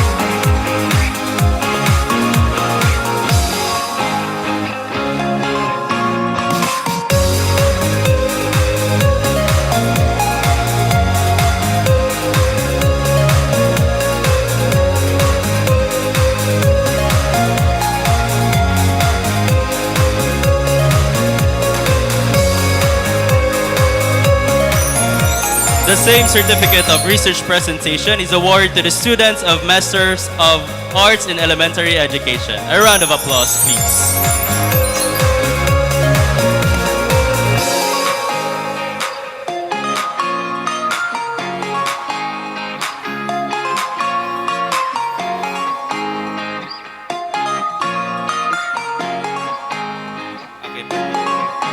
And to have a smooth presentation of certificates, we would like to request students coming from MAED Teaching English to be the next here on stage, and then also to be followed by the MAED Teaching Mathematics, followed by the MAED Teaching Filipino, followed by the MAED Teaching Physical Education, and also we have here the MAED in GAC.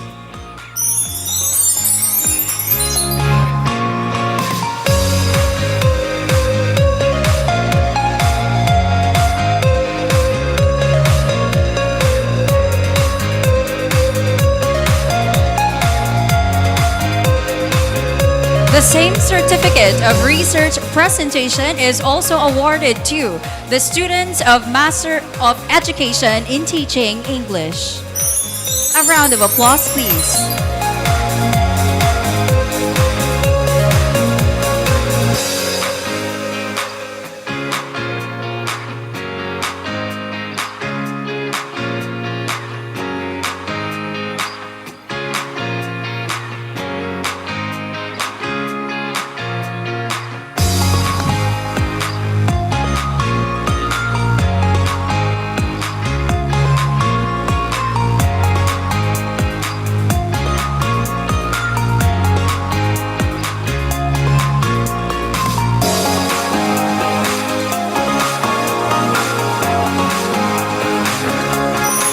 The same certificate of research presentation would be awarded to the students of Masters of Education in Teaching Mathematics. A round of applause, please.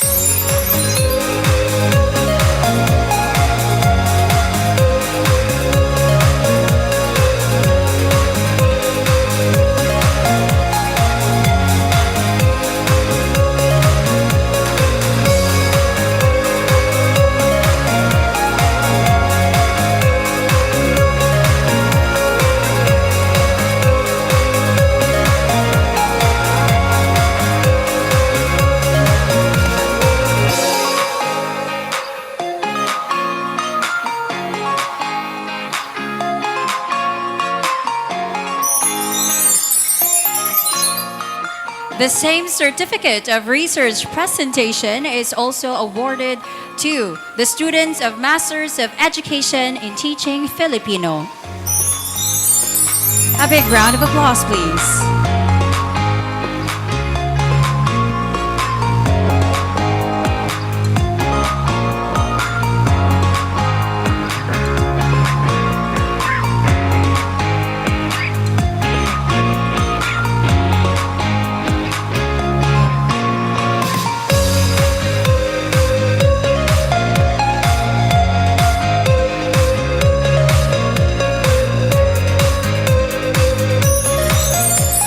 The same certificate of research presentation would be awarded to the students of Masters of Education in Physical Education. A round of applause, please.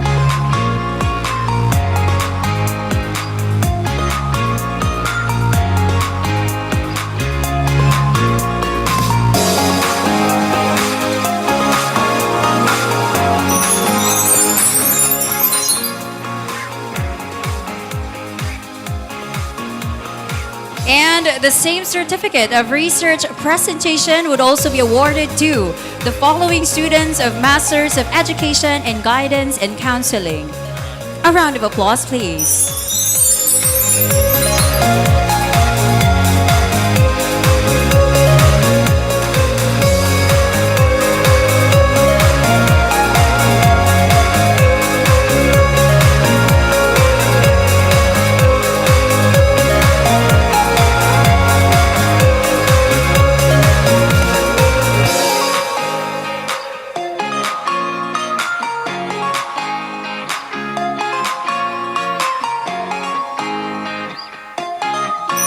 Once again, let's clap our hands for all of you research presenters.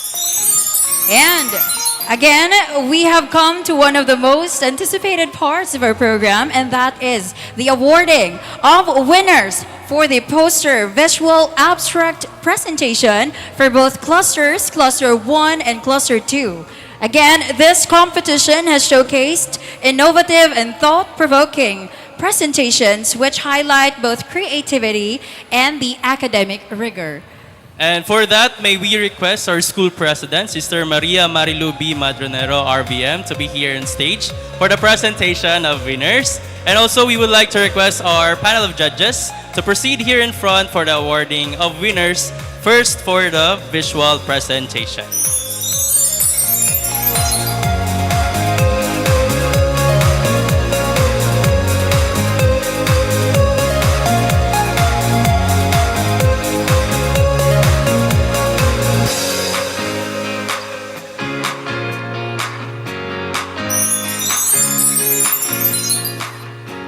And now for the most awaited event of this morning's presentation, who would win the poster visual abstract presentation for Cluster 1?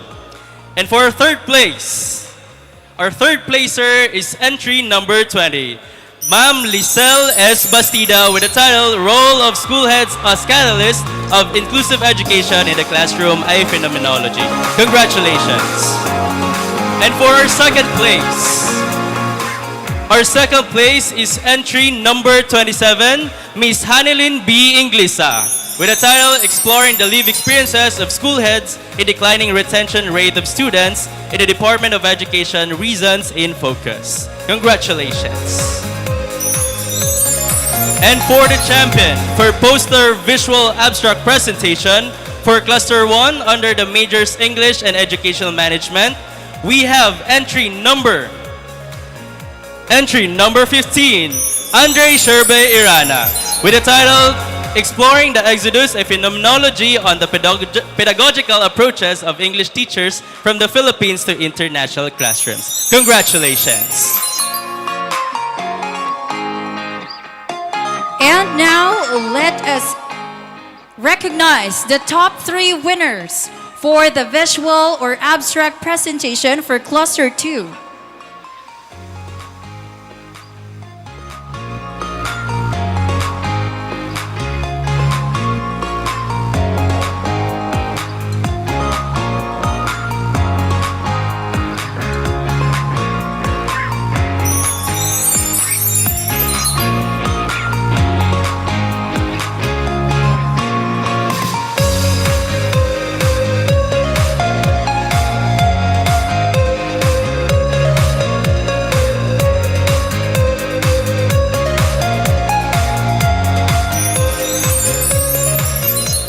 Once again, congratulations to our top 3 winners from Cluster 1.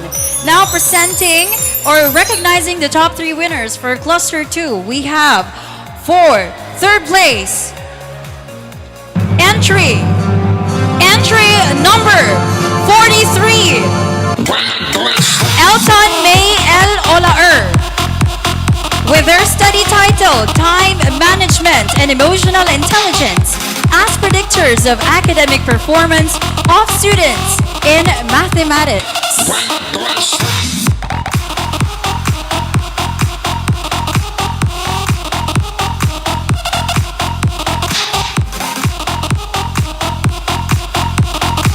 For the second place, our top 2 winner is, we have entry number 64, Renny A. Simbahon, with his study titled The Mediating Effect of Peer Pressure on the Relationship Between Attitudes Towards Science and Basic Science Process Skills.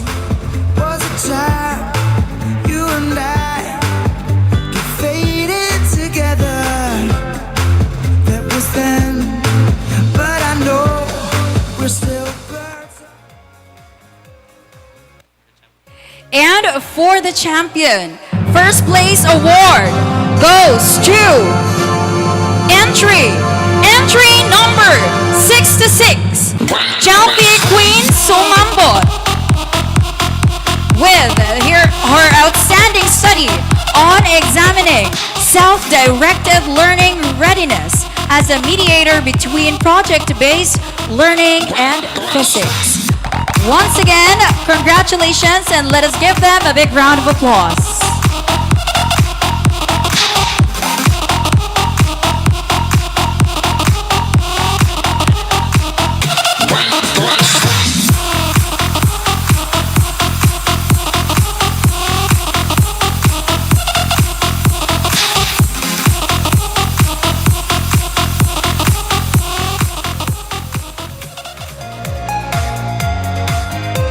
And now at this juncture, we would be proceeding for the awarding of certificates of the winners for interdisciplinary research oral presentation. Okay, let's have first our best research presenter. Our third place is entry number 5, Ma'am Algie Marie M. Canoy. Congratulations.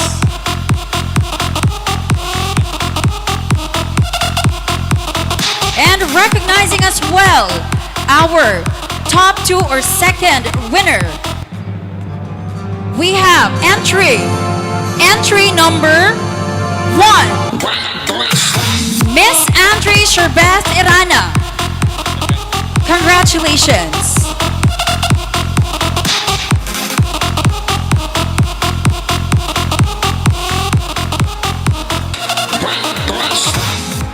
And our winner as the best research presenter for this event is no other than entry number 6, Ma'am Mariel M. Acosta. Congratulations.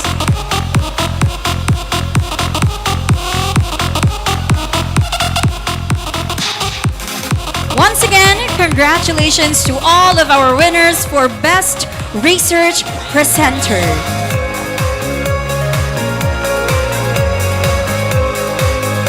Moving on to our next set of winners for Best Research Paper.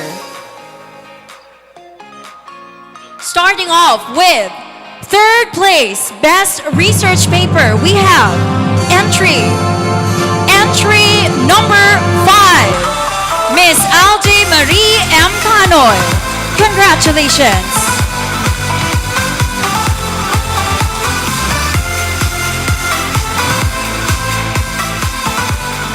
And for the second best research paper, the second best research paper is no other than entry number 6, Mariel M. Acosta. Congratulations.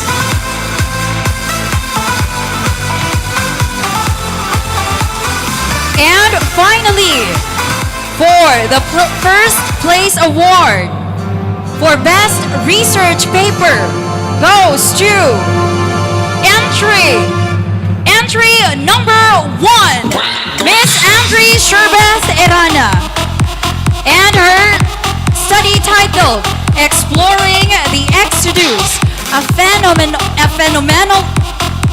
phenomenology on the pedagogical approaches of English teachers from the Philippines to international classrooms. Once again, let's clap our hands for our best research paper.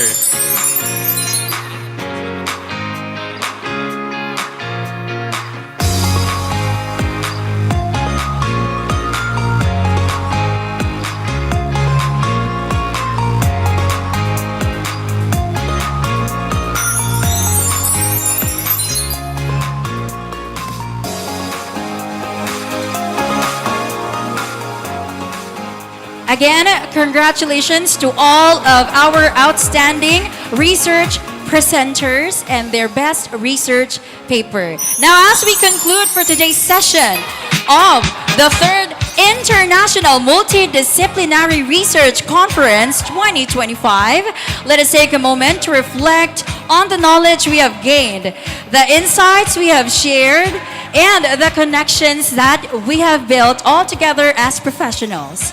This event has been more than just a platform for presenting research.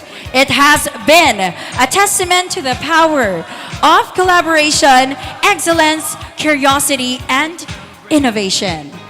And to offer us the closing remarks for this research event, let us give the floor to our Vice President for Academic Affairs and also our Research Director, Dr. Neil Ryan B. Ado, LPT. A round of applause, please.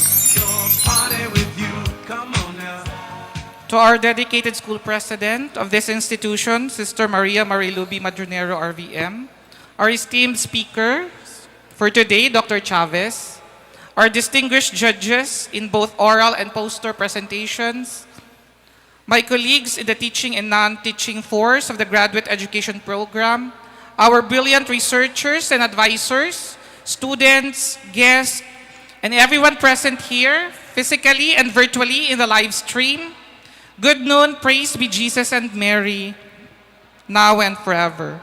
I'm quite aware that this hour is the perfect time for us to have our lunch. And being the person who had the privilege to open the event yesterday, I believe I was able to convey already the message that I wish to share to everyone during my welcome message. So therefore, at this moment, the most fitting message, I believe, is that which expresses gratitude, as that is the one that I wasn't able to highlight yesterday.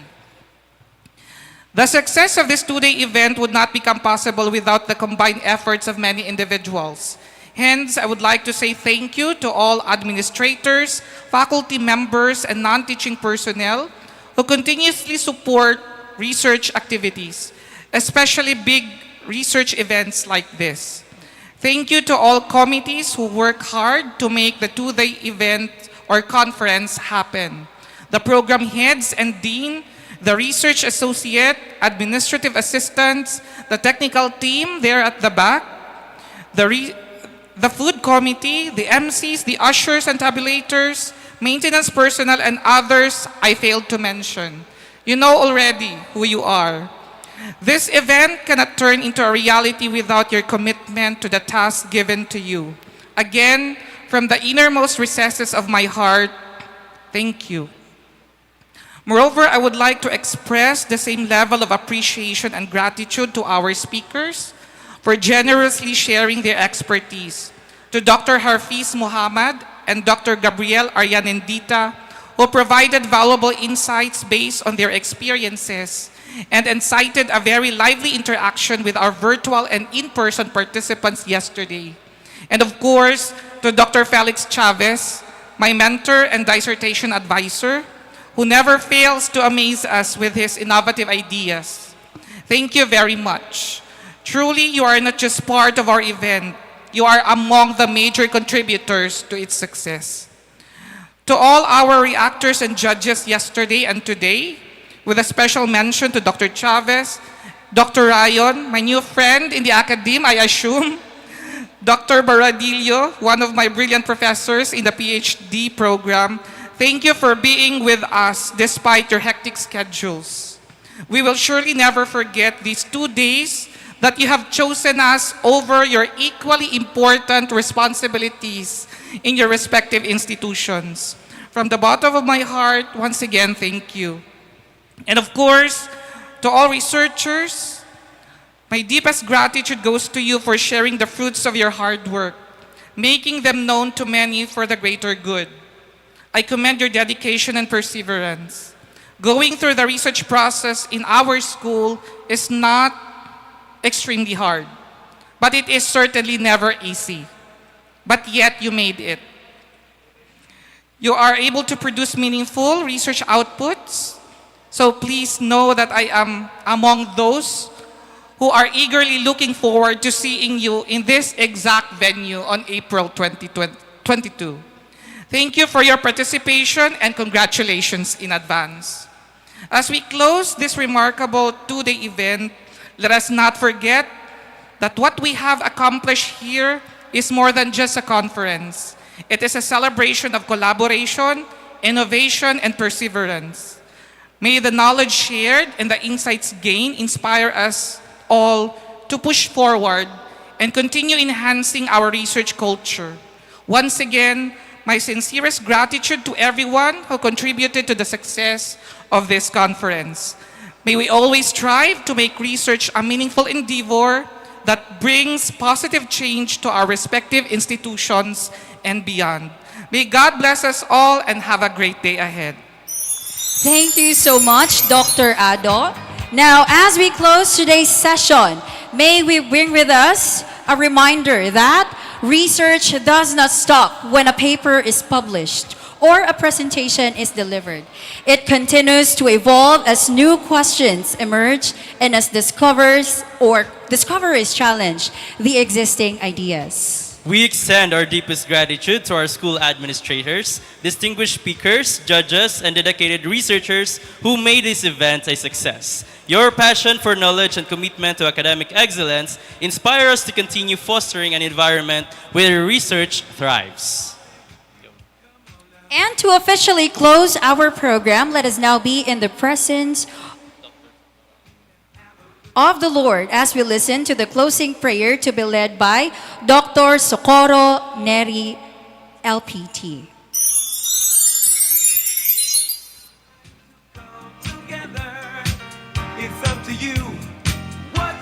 May I request everyone to please rise for the closing prayer. Let us all acknowledge that God is within our midst. All together, in the name of the Father, and of the Son, and of the Holy Spirit. Amen. Almighty God, we praise and thank you for the success of our 3-day International Multidisciplinary Research Conference.